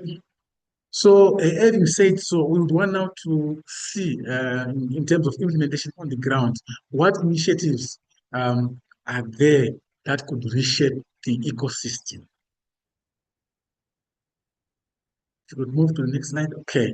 Like I've mentioned, these are some of the leading initiatives that are there, and I'm not going to repeat on these ones. I've already mentioned them. So in the interest of time, again, we will move to the next slide, which looks at wider institutional activities there. And I would like to point out that Chinhoyi, like I mentioned, is leading when it comes to open access book publishing and open access journal publishing. And I'm also happy to also cite that ZULC Zimbabwe Executive University has a several number of journals that they are publishing, but we are happy to point out that 2 of their journals are open access, which is a welcome development. Then the Zimbabwe Military Academy Library also archives its institutional publications for preservation and access, which is again a welcome development.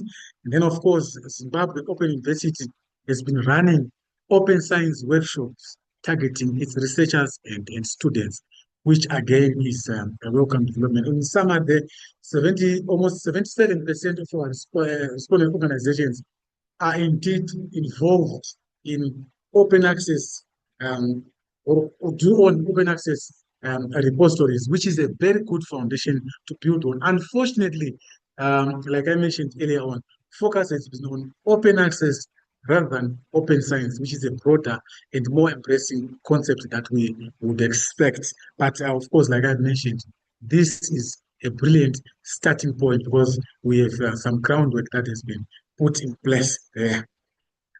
Could move to the next slide, Nico.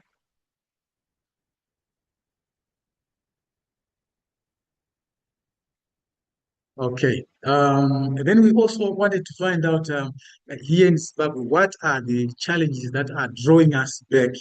And the biggest challenge that topped the list, where 90% of the institutions that participated cited, was limited digital infrastructure. The servers, the internet, and so on were mentioned there. So that is the biggest hurdle that we are facing. Then, of course, funding comes second with 85% response rate there. And from the survey, funds were required, of course, funding the infrastructure, funding capacity development, and so on. It also came out top there. Then there are some gaps that were noted when it comes to awareness and training there. And this is why I find, again, then there's a 70% in that area.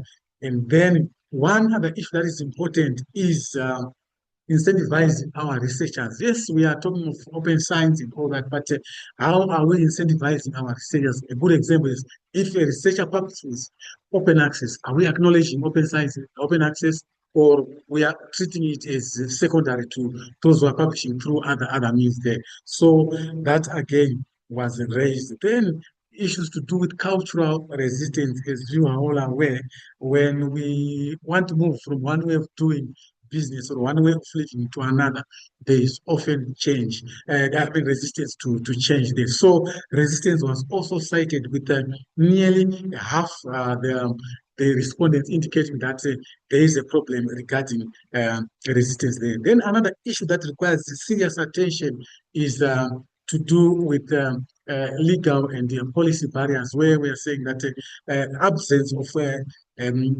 I would call it enabling policy frameworks, again, is steering progress in that area with a 30% response rate there.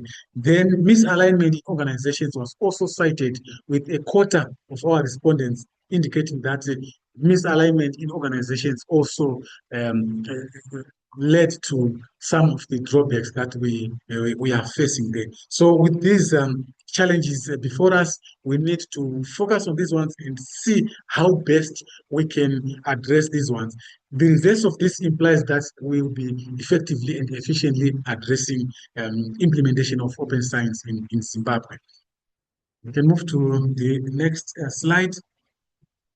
And then we also intended to see how best we can identify the most critical aspects that require our attention and to categorize them there.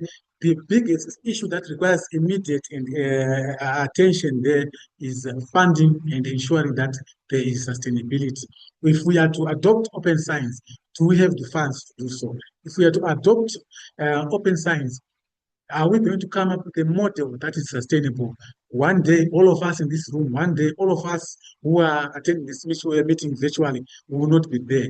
Those who are to take over from us, are they in a position to take over and deliver effectively? So issues to do with sustainability require attention. Then, of course, legal and policy frameworks to ensure that everything is running perfectly, like I mentioned in the previous slide, requires attention as well. And then issues to do with community engagement and advocacy. The aspect of open science is not for academics alone, it's not for librarians alone, it's not for research institutions alone, but it is something that requires even attention and support by the rest of the community. And therefore, issues to do with community engagement and advocacy also came up top there as priority number 3. Priority number 4 was digital infrastructure and establishment of repositories to address that. It also came up as another priority area there. Then, of course, capacity development and training, which, of course, again, feeds towards sustainability and related issues there. Then, research assessment reform, which I mentioned again to say, if we are to adopt open science, and some of our researchers will publish open access, are we going to assess our researchers fairly, as well as matching those who are publishing using other platforms? That again requires attention as well. Then another aspect that requires attention is ensuring that we have to embrace local content, we have to embrace local languages, and we also have to embrace local values. This implies that even when it comes to this aspect, we need to write in local languages. We also need to promote, raise awareness of open access in local languages, or using local traditions or local values as well. Again, that was another priority area that was mentioned there, but of course, with a 6% response rate there, but it's something that requires attention as well. We could move to the next slide. So these are the areas where we noted from the survey that stakeholders can help. Capacity building, workshops on open science, data curation, and so on. That is important. Funding and finance, stakeholders need support in that area, but are also available to support in that area as well. Then in policy framework, in the absence of policy frameworks, there is need to urgently look into this and ensure that as a country, we have a befitting open science policy framework that also fits towards the national agenda. I'm sure Zimbabweans are all aware that we have Vision 2030, where we are saying that as Zimbabwe, we are moving towards ensuring that we are mid to upper middle income society by 2030, which is also very, very important there. And then, of course, our parent ministry has an agenda vision, a philosophy which is Education 5.0, which I'm not going to talk about, which has been mentioned earlier on. Then, of course, digital infrastructure is very, very important. Aspects to do with connectivity, reliable repositories that are accessible 24/7, and then again, embracing the FAIR principles and CARE principles, which were mentioned earlier on. Then availability of cloud storage facilities also come to play there. Then, of course, collaboration. I'm not going to talk much about that. Professor Jimbo dwelt much on the importance of collaboration earlier on, so I'm not going to repeat that. Then, of course, matching open science with innovation and protection of intellectual property. Those who are into innovation, those who are into commercialization, the strongest advocates for this, some of them believe that open science is against innovation and commercialization. Therefore, there's need to come up with the balanced frameworks that ensure that innovation is properly rewarded without overriding open science in the other way around. So that is also very, very important as well. We could move to the next slide. And then in this slide, we are listing the key open science actors in the country.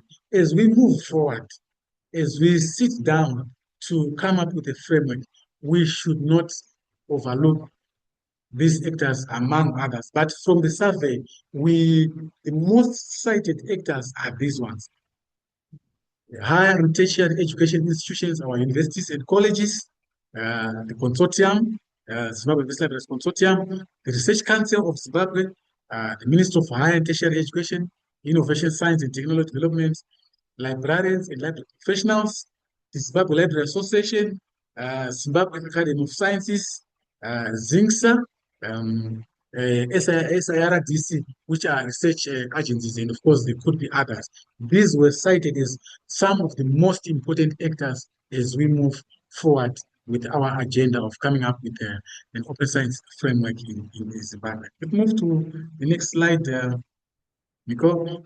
Okay, and then we also sought to identify the strengths and gaps that are there. In terms of strengths, like I mentioned earlier on, I'm happy to report that most of the institutions, particularly higher and tertiary education institutions, now do have repositories in place, which is a good starting point, like I mentioned earlier on.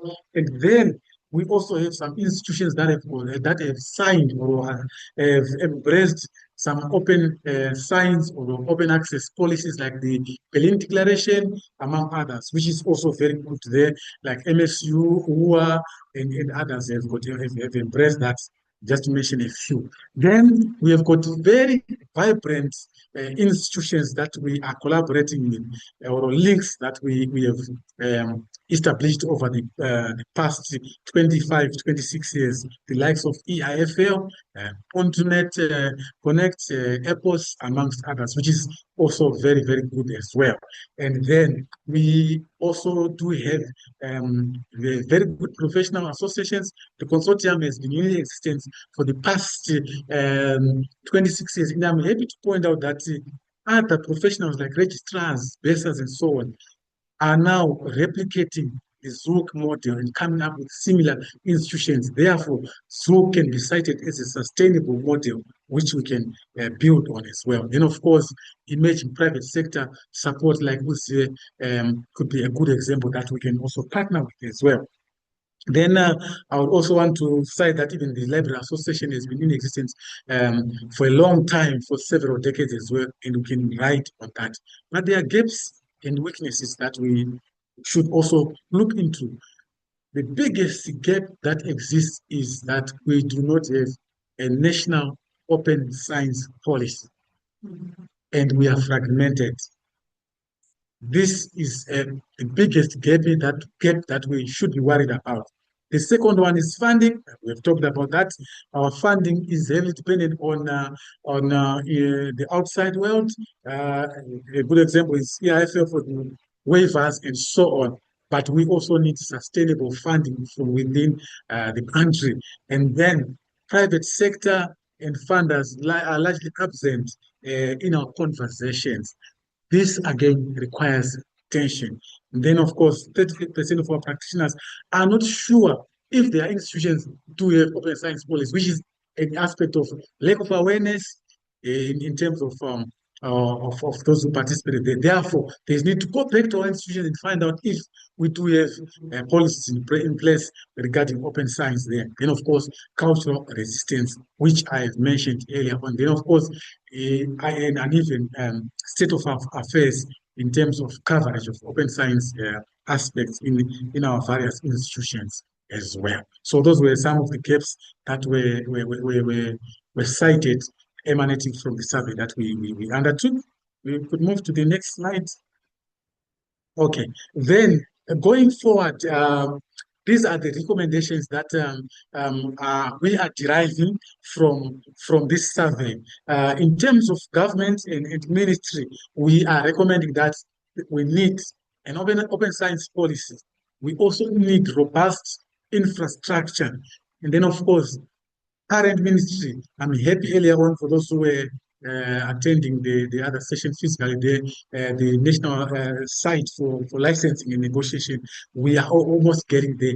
That again is part of the infrastructure that is required for aspects to do with negotiations for article processing charges, subsidies, and so on. Unfortunately, Zimbabwe doesn't have this in place right now, but we are moving towards that.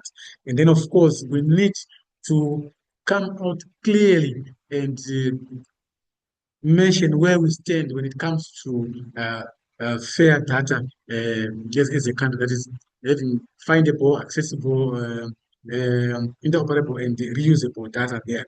And of course, we need to reform our research assessment procedures. I'm sure we do have ordinances in our institutions for tenure and promotion of academics, but are these ordinances clearly mentioning how they are going to address those who are publishing open access, those who are embracing open science? That has to be very clear as well.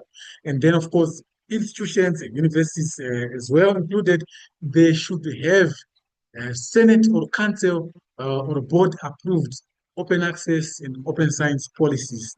We also need to ensure that as universities and institutions, we have clear roles that are there for scholarly communications. And then, of course, to embed open science in literacy and postgraduate training. That is also very, very important.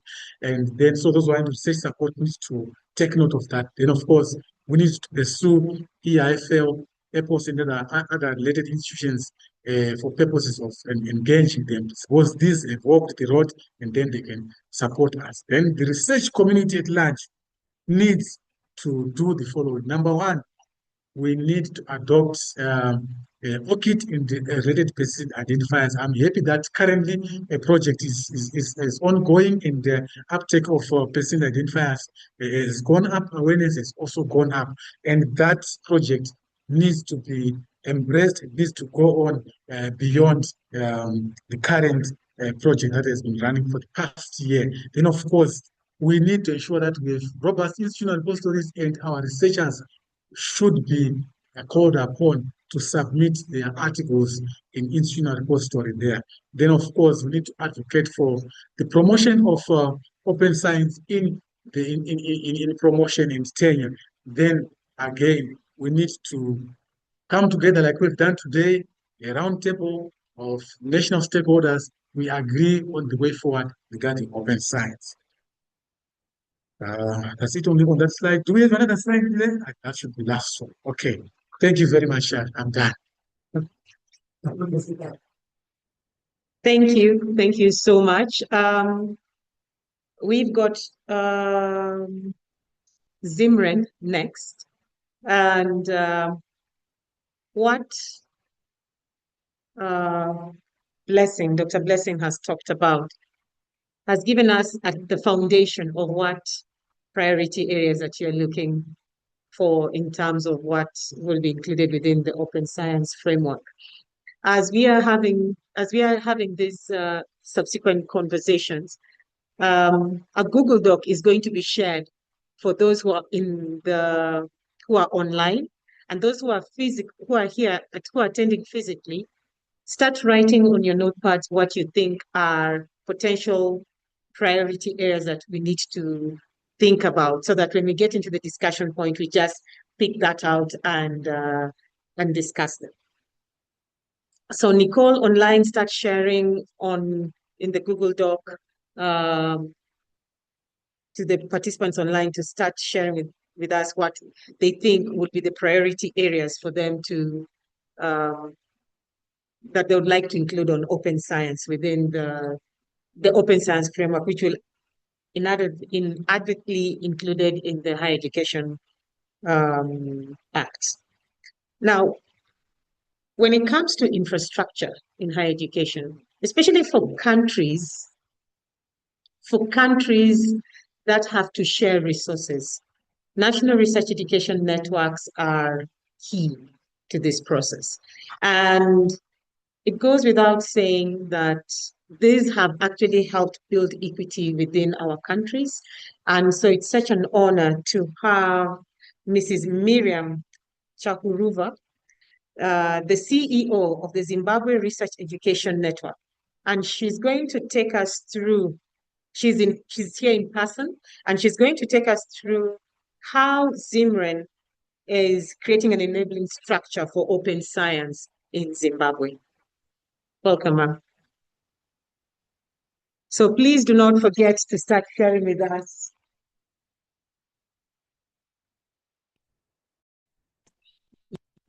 your priority areas. And these are the bits that we are going to, and these are the areas that we are going to start discussing.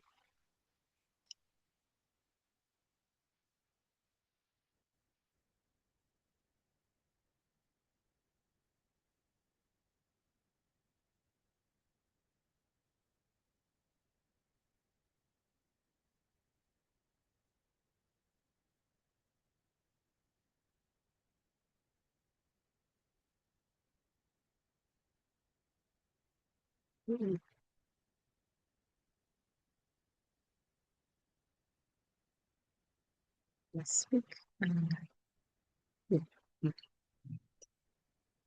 So I can get this. Yes. All right. A very warm welcome to everyone here at Mana Results, and a good afternoon to colleagues joining us as part of this 6th ZULC conference. Let me begin by thanking our conveners, the Zimbabwe University Libraries Consortium, TCC Africa, and PLOS. Let me also acknowledge the presence, the support and presence of all delegates in the room and on the call. My name is Miriam. I'm the Chief Executive at Zimbabwe Research and Education Network, which we call ZIMREN. My message this afternoon is a simple one. Open science does not happen by declaration. It happens by infrastructure. And Zimbabwe now is the infrastructure and the partnership to make it real. Over the next few minutes, I'll show you how we are at that. So in terms of my outline,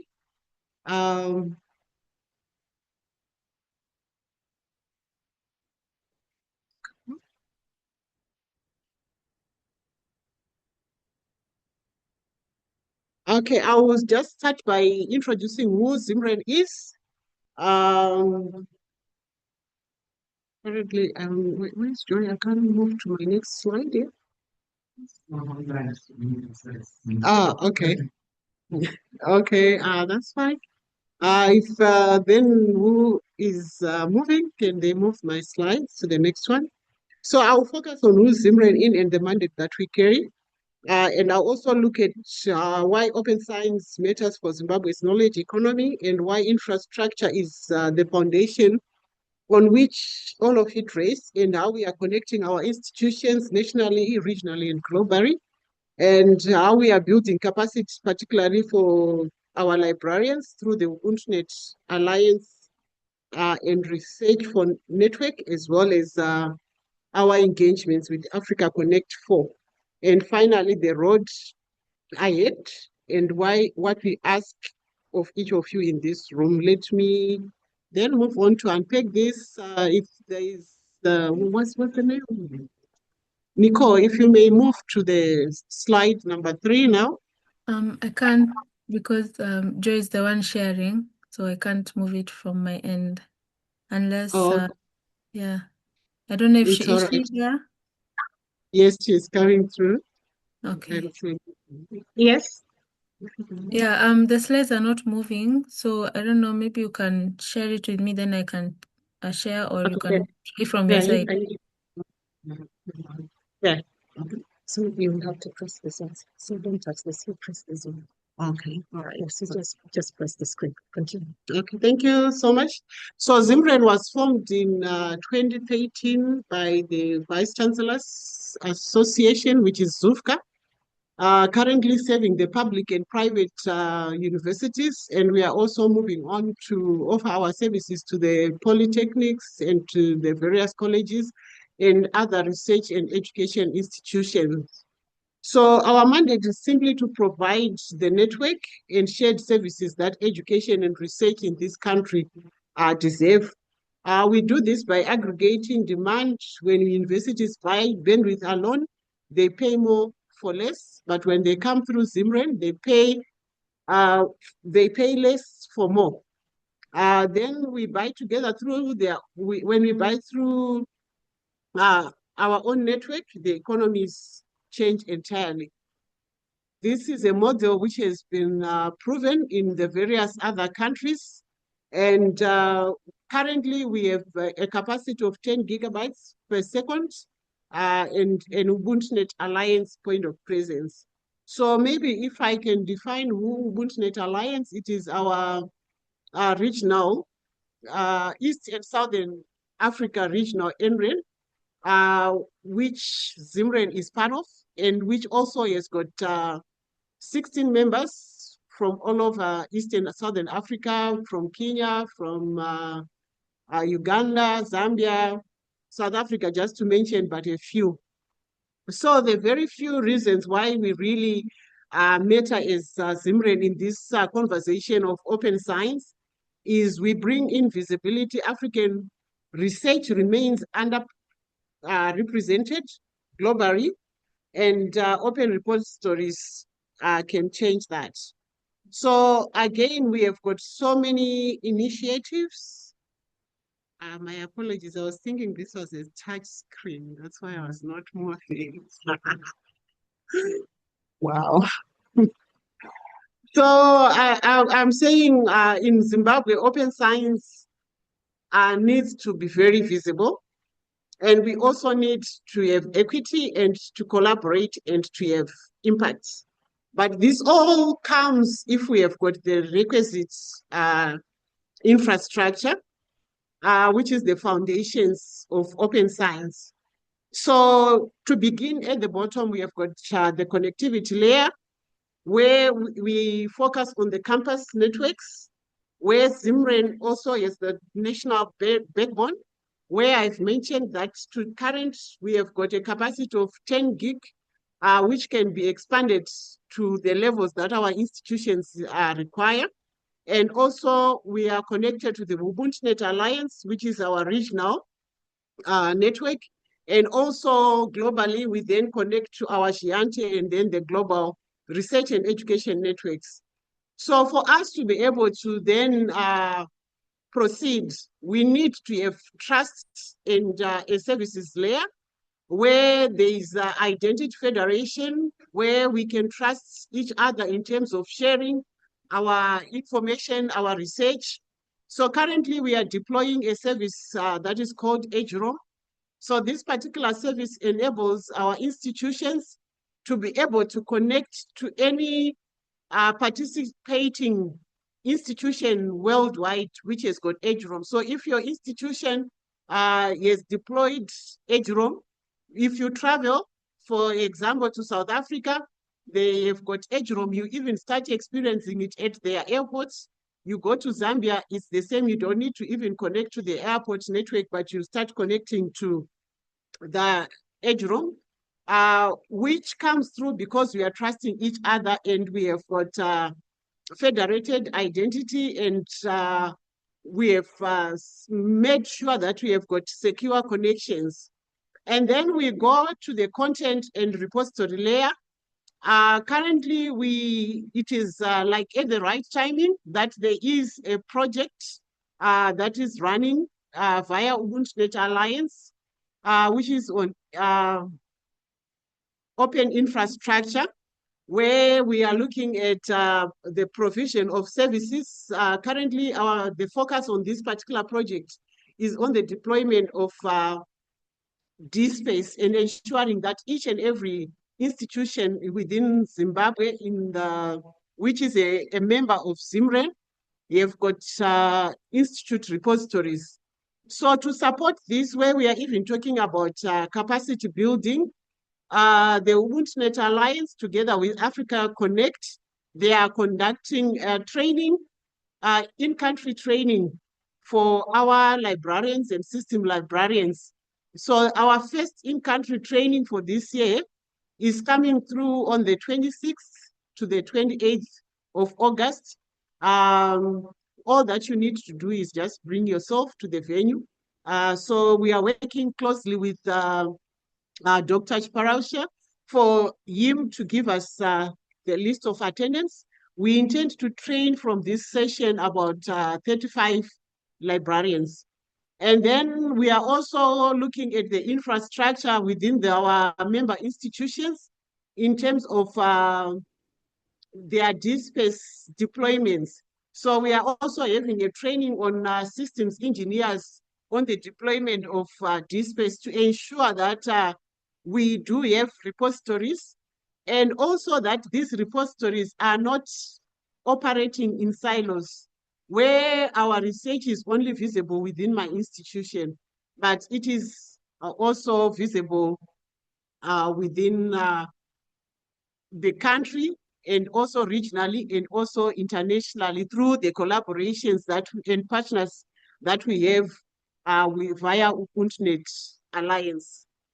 We are also, like I indicated, that this is the in-country, so the first training is going to take 35 librarians. And also ZIMREN is setting up a data center provision so that we can also be able to host this space for those institutions who might not necessarily have the infrastructure, but have to start going. So those are some of the things that we are working whilst we are focusing on infrastructure as the foundation for open science.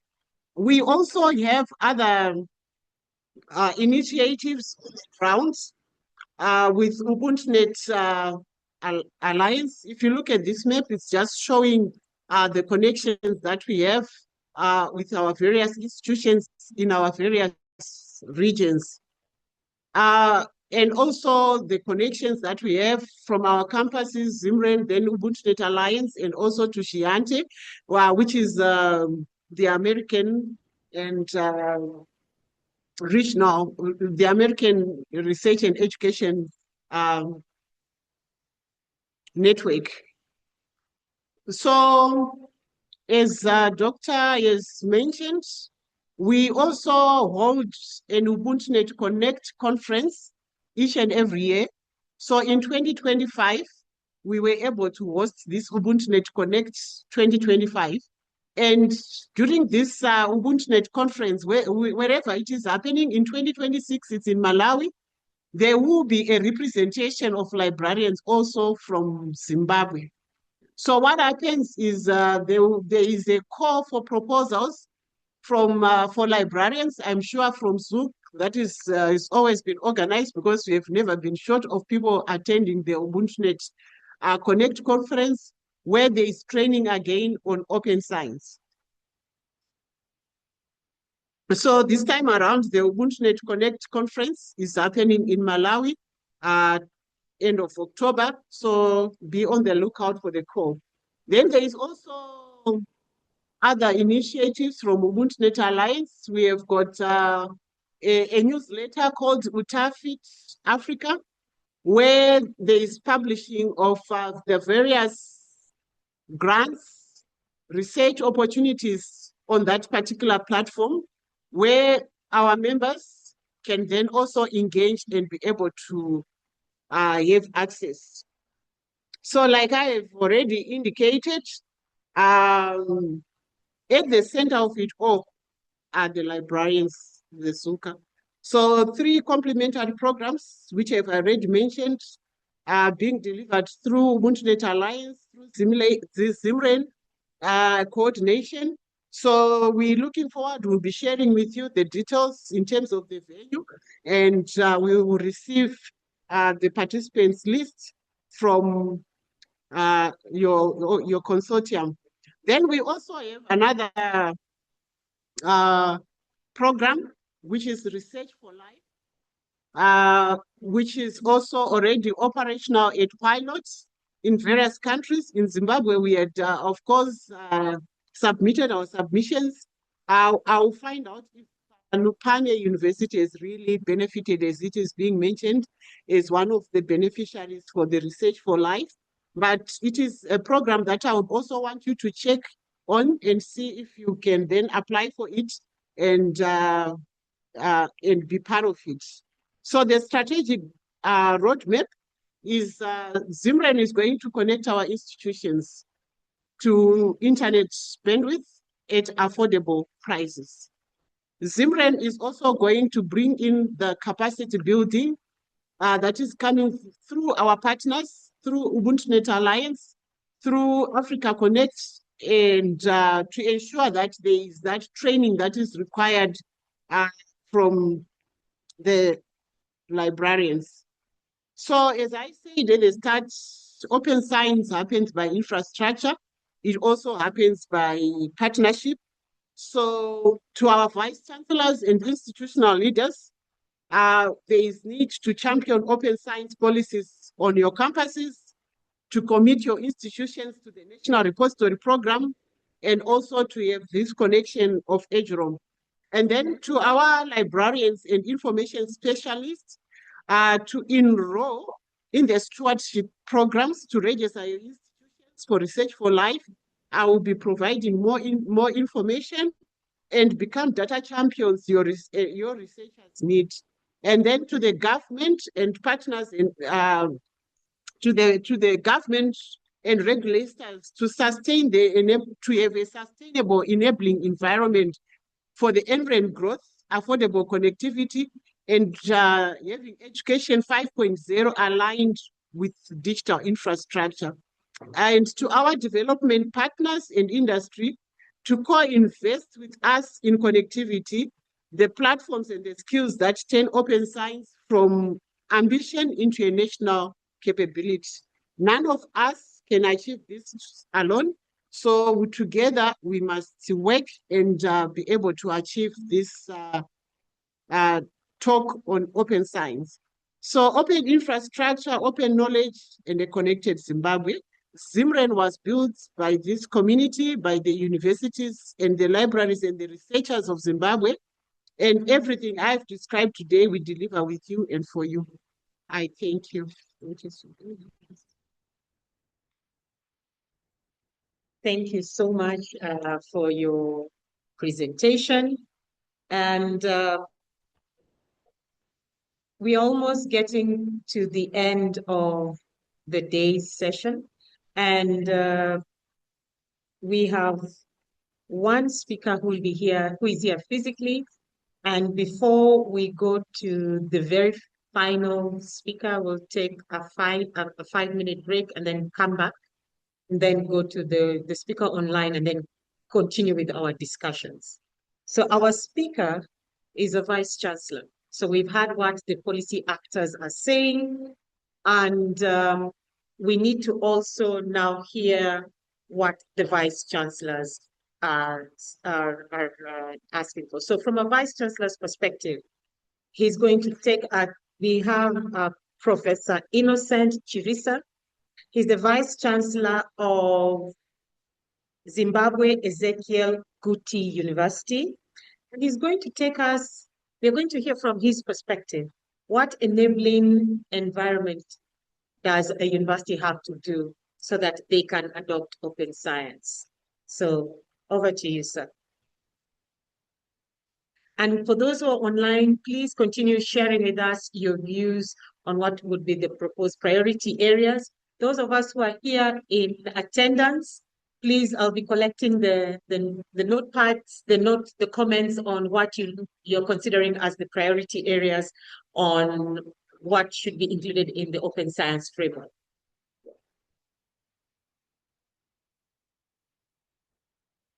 Good evening. Good evening, participants in this room, and all the honorable participants online.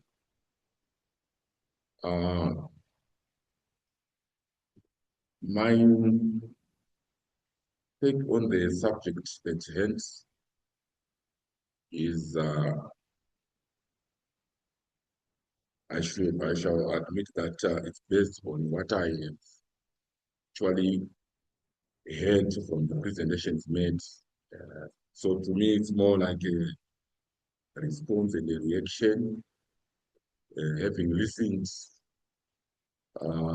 What I see is that what is required by all the stakeholders is to be in a position to formulate a supportive, open science framework first, thanks to Mrs. Chahua, you have already pledged to give us the infrastructure.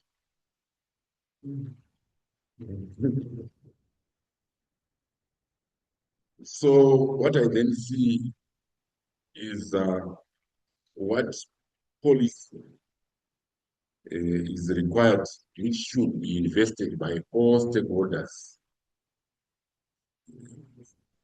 What I noticed and how the subject is being embraced, it's a new development. When I came here, I was requesting Dr. Jibarawash open access to open science, of which open science is much broader.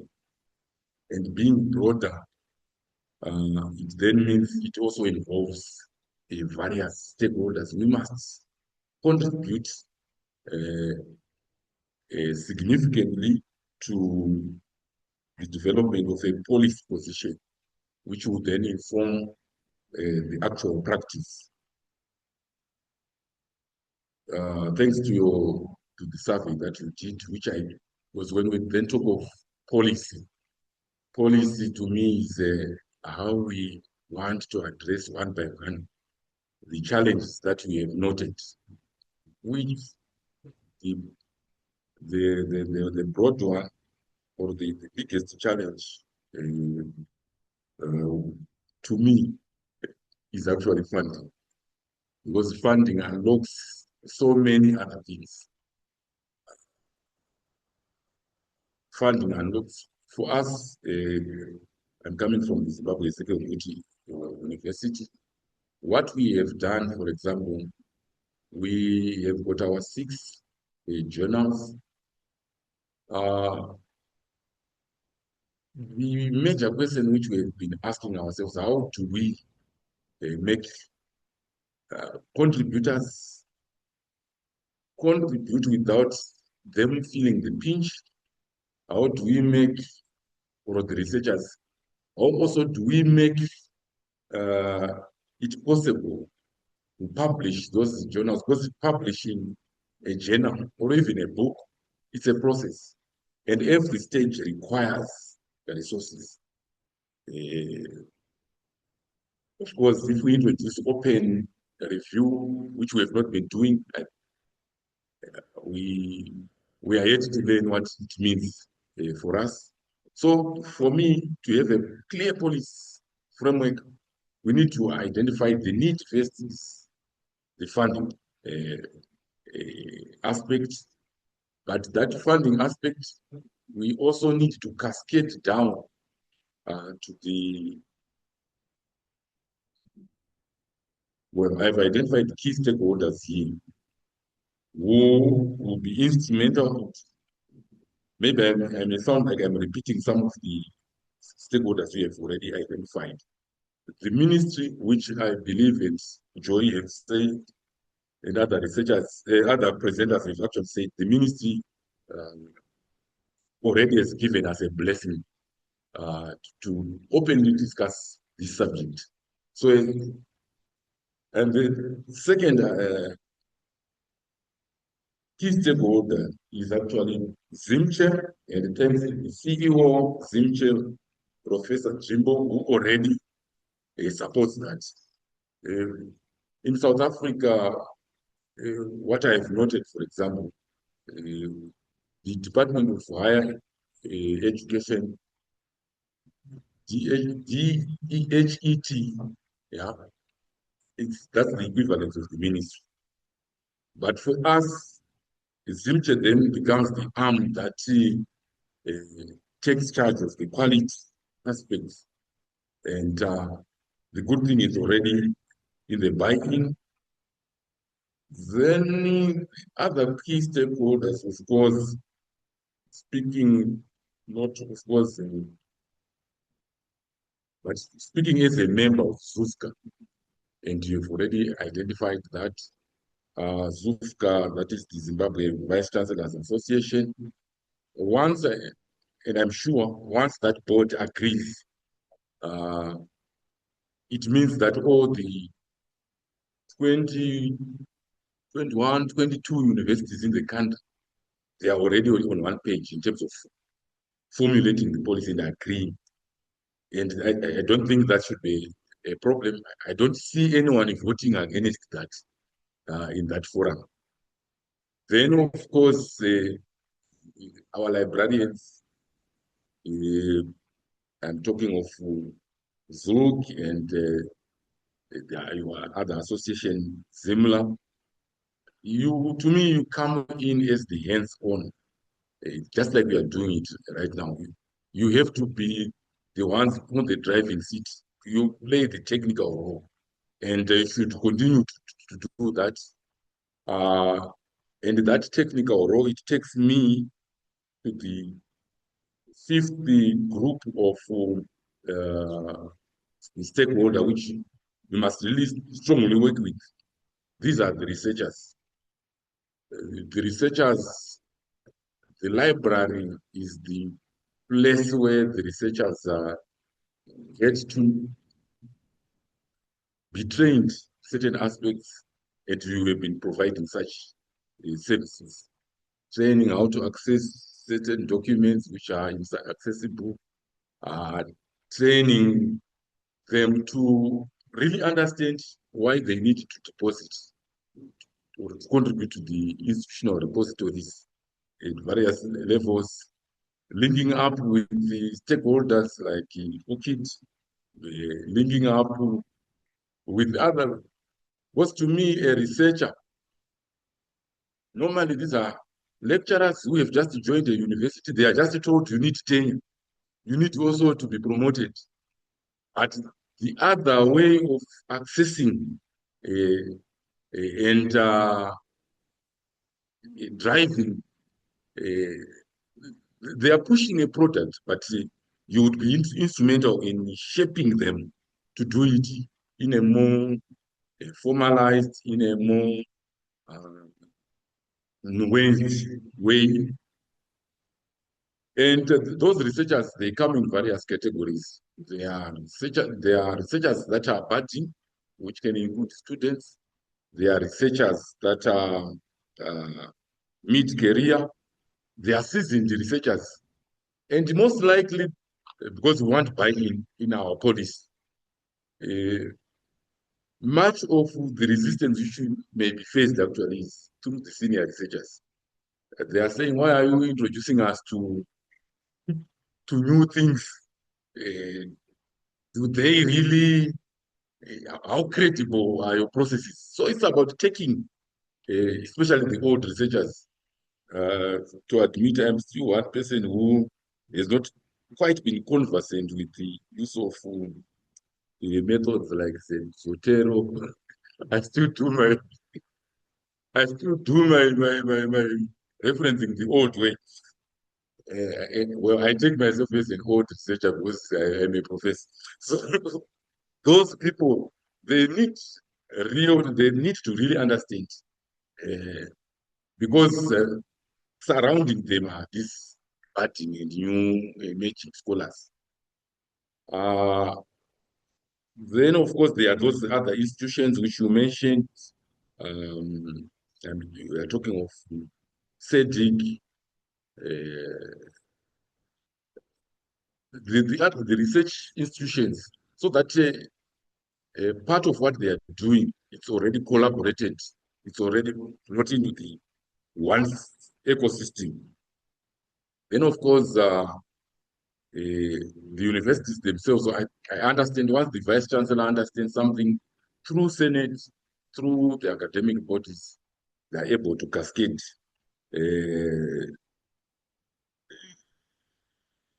Because we hire, we appoint, we promote our members, and really to make everyone understand through those committees that yes, you can have your article, your book subjected to open science rather than the traditional blind and other reviews. So to me, largely, if we are to formulate this policy, which I believe will be a national policy, thanks to the fact that already our country as a nation, we've adopted such policies as the National AI Policy and other supportive policies. So we ride on them. For us to national policy of this, we need to be very participatory. And at the end of the day, ensure that it unlocks the finance that makes everything easy. I think I have to say it from a perspective of Vice Chancellor.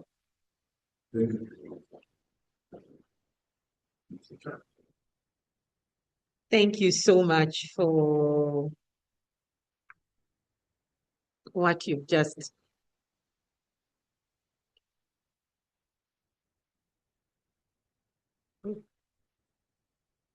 okay, there we go. So thank you so much for what you have shared with us. And it's a nice perspective on what Vice Chancellors are looking at.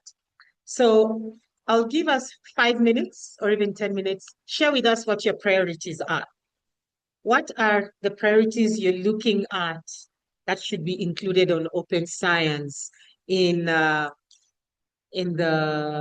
that should be included within the open science framework, which will in turn be added in the Higher Education and Higher Education Act. Please share with me your views. Just write them down. Share with us your views. The online contributions are ongoing. They've been ongoing, but share with us your views, what you think are the priority areas. As we are doing this, we are going to have our final speaker. So you'll be doing it because it's going to be online, our final speaker, and that is Mary Stella. She's the program officer in charge of open science at AUDA NEPAD. So we'll hear what the African Union's view is.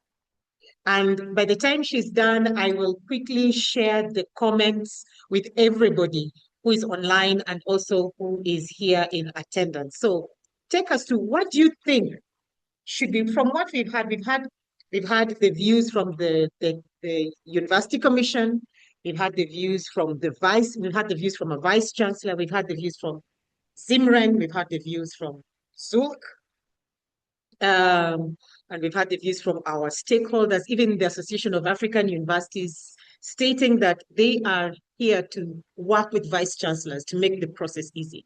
The fact that we're even hearing the Commission interested in this is because they're also keen on assessment. We've also had the Vice Chancellor state that this is important. He's also cognizant of the fact that we need to target early career researchers.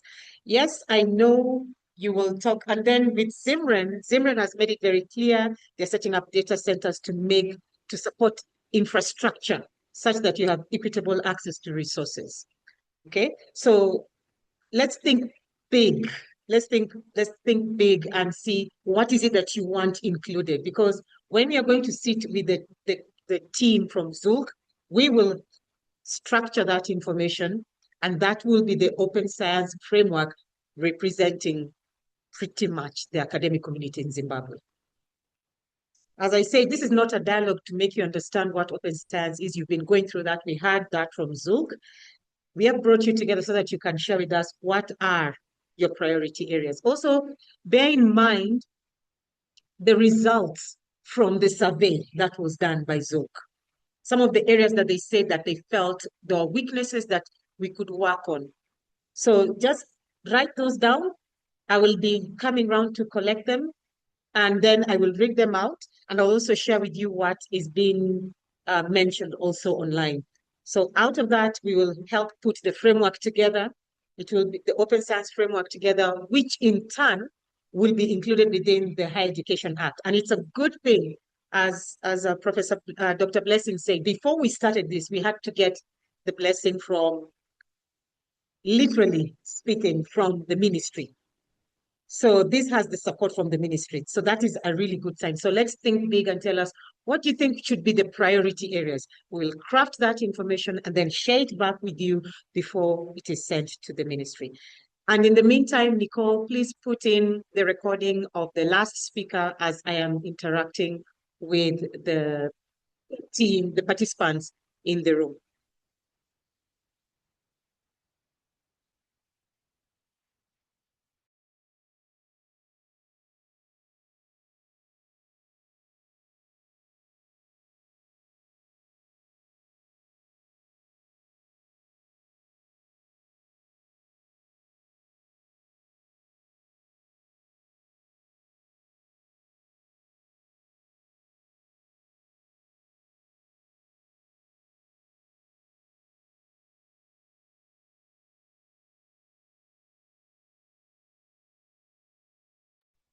We cannot hear her. Okay, let me try again. Optimize the sharing with the video and audio. That could help. Okay. Stop So in the sharing. meantime, as that is being sorted, just write down, what do you think should be the priority areas? What do you think should be the priority areas that could be included in the framework? We have the obvious ones, open education, it's already ongoing, but let's talk about data sharing. Think about infrastructure as well, because that will be, please, those who are in the online, who are online, kindly put your comments in the Google Doc that has been shared, so that we are able to share those comments. Don't put it in the chat. Please put it in the Google Doc. Okay. Think about research assessment, because if you have open science, you have Zimran supporting you, you've got the vice chancellor supporting you. If it is not included in parts of promotion, it's not going to work.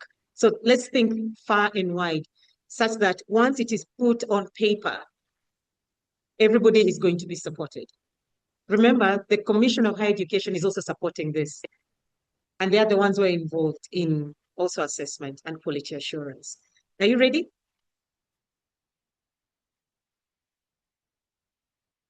I would like us to look at this slide critically. When you look at this slide, actually, when you look at the tree, it shows that if we invest in open science, then STI will thrive. If we have open access, open data, if there is open infrastructure, the right policies in place, the right skills and the right capacity built, then STI will thrive. However, when you look at the left and the right side, it shows you what happens if open science is underfunded. And at the end of the day, what happens to STI? For example, if there is limited collaboration, then there is reduced visibility of African research on the continental level, but even at the global arena. So we need to invest in open science. And that is why it is mentioned in the current STISA 2034, because we believe that open science will strengthen the implementation of this continental STI framework by improving knowledge sharing, collaboration, and even the translation of research outputs into development outcomes. And that is why I put an African proverb that says, knowledge is like a garden. If it is not cultivated, it cannot be harvested. Why open science matters now? Why the buzz around it? Why are we talking about it? What's the end goal? When you look at Africa and when you look at our statistics, we are already investing in the research. We're already investing in emerging technologies such as AI, blockchain. We're already investing in health innovations such as telemedicine. We're already investing in climate resilience, looking at smart agriculture. We're already investing in industrialization. However, these investments deliver great value when knowledge can be trusted, can be found, can be reused, and translated into action. Open science provides that. In most cases, when you look at innovations on the continent, some of them do not go beyond the valley of death. They stop there. Some of them do not transition to scale. And this is where open science comes in because it facilitates collaboration, visibility, as well as policy uptake, and also public value of our research outputs. So for the continent, for Africa, open science is not just an academic issue. It's not about researchers not collaborating together. It is a development issue because at the end of the day, we need this research to inform policy. We need this evidence to inform policy, and that is why open science matters. As the technical arm of the African Union, AUD-NEPAD's mandate is to coordinate and execute priority regional and continental projects to promote regional integration towards the accelerated realization of Agenda 2063, which I have already mentioned is the African Union's 50-year blueprint, as well as strengthen the capacity of African Union member states and regional bodies, advance knowledge-based advisory support, undertake the full range of resource mobilization, and also serve as the continent's technical interface with Africa's development stakeholders and development partners.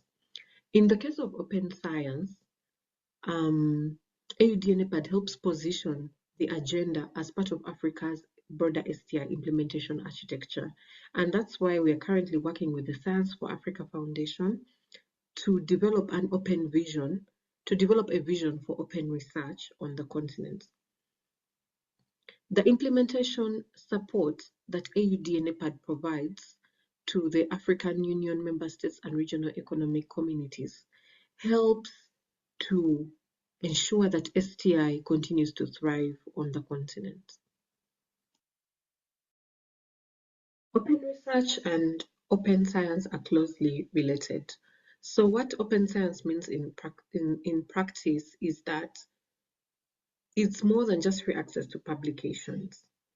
I know that sometimes the term open research is preferred because it is broader and more inclusive of all disciplines, not only the natural sciences, but open research is not only about free access to journal articles. It covers the full research life cycle. That is the publications, the methods, the software, the infrastructure, the assessment, the participation, the data, and even the policy.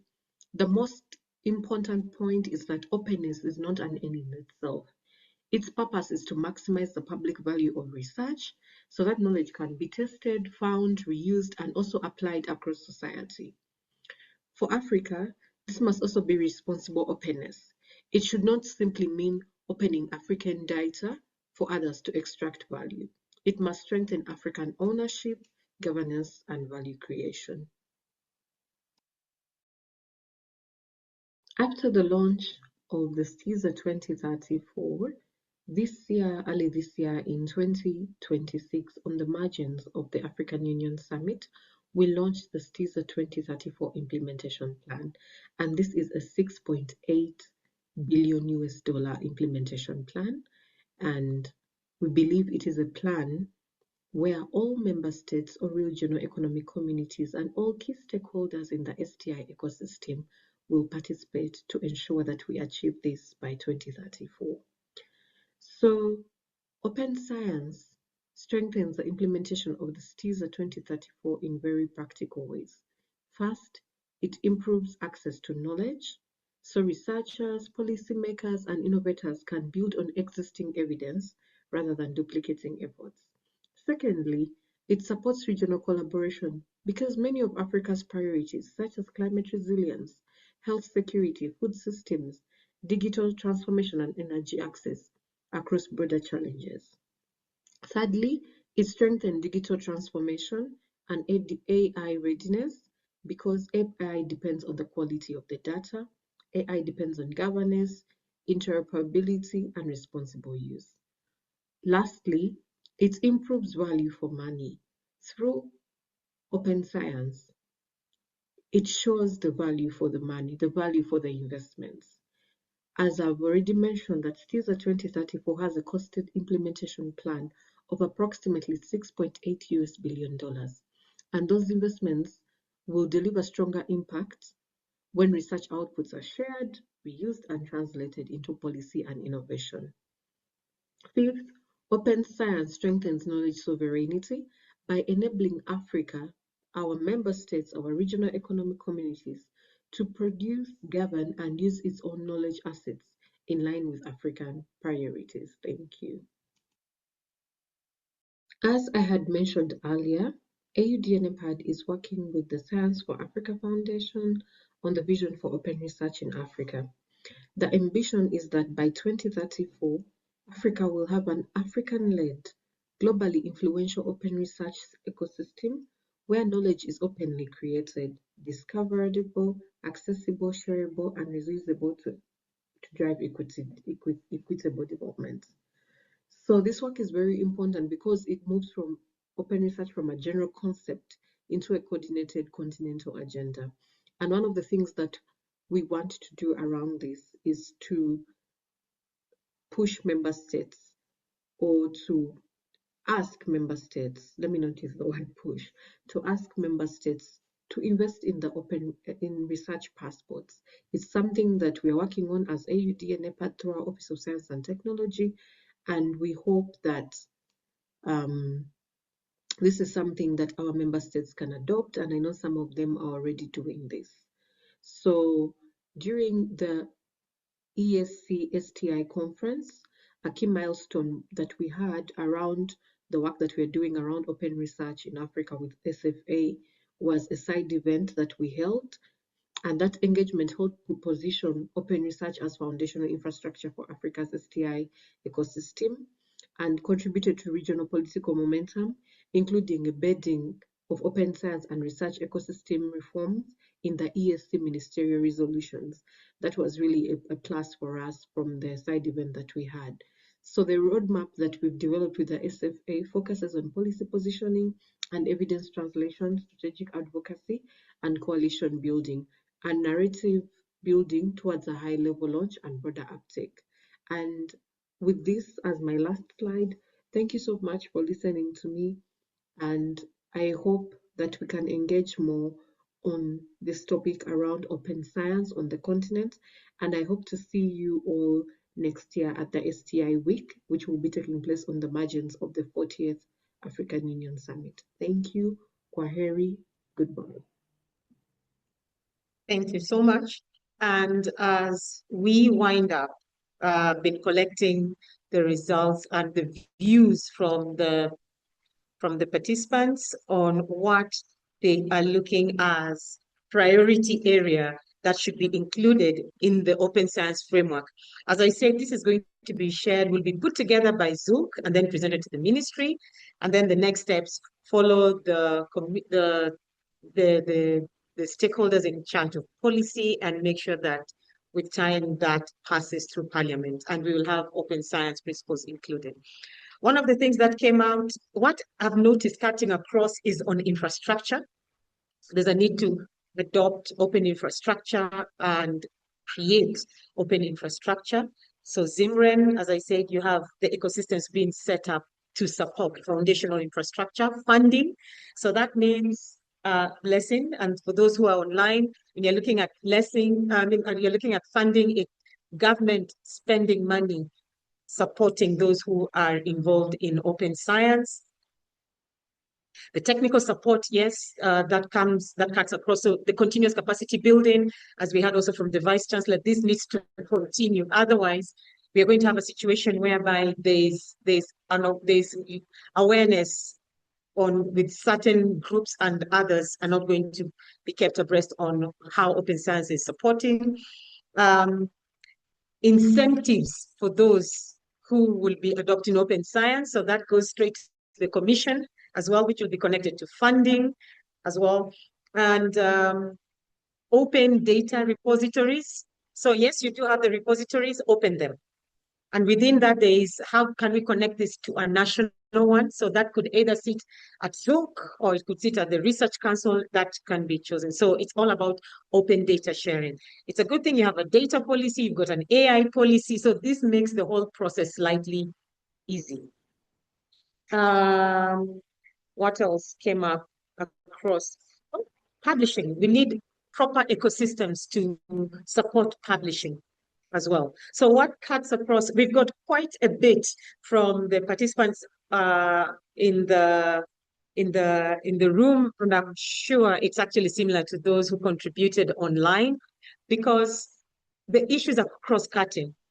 And as I wind up, what I'm trying to emphasize is that we are going to go with what you see as a priority. We'll look at all this.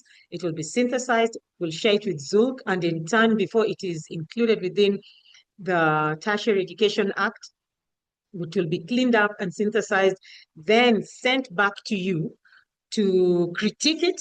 Then we give it back to the ministry. Ladies and gentlemen, thank you so much for making time to be with us. For those who are online, who are coming in from the UK, from Ghana, from Nigeria, from Kenya, and Southern Africa, thank you so much for making time for joining us. And for those who are here in attendance, thank you so much for your time. Asanteni sana. Bye.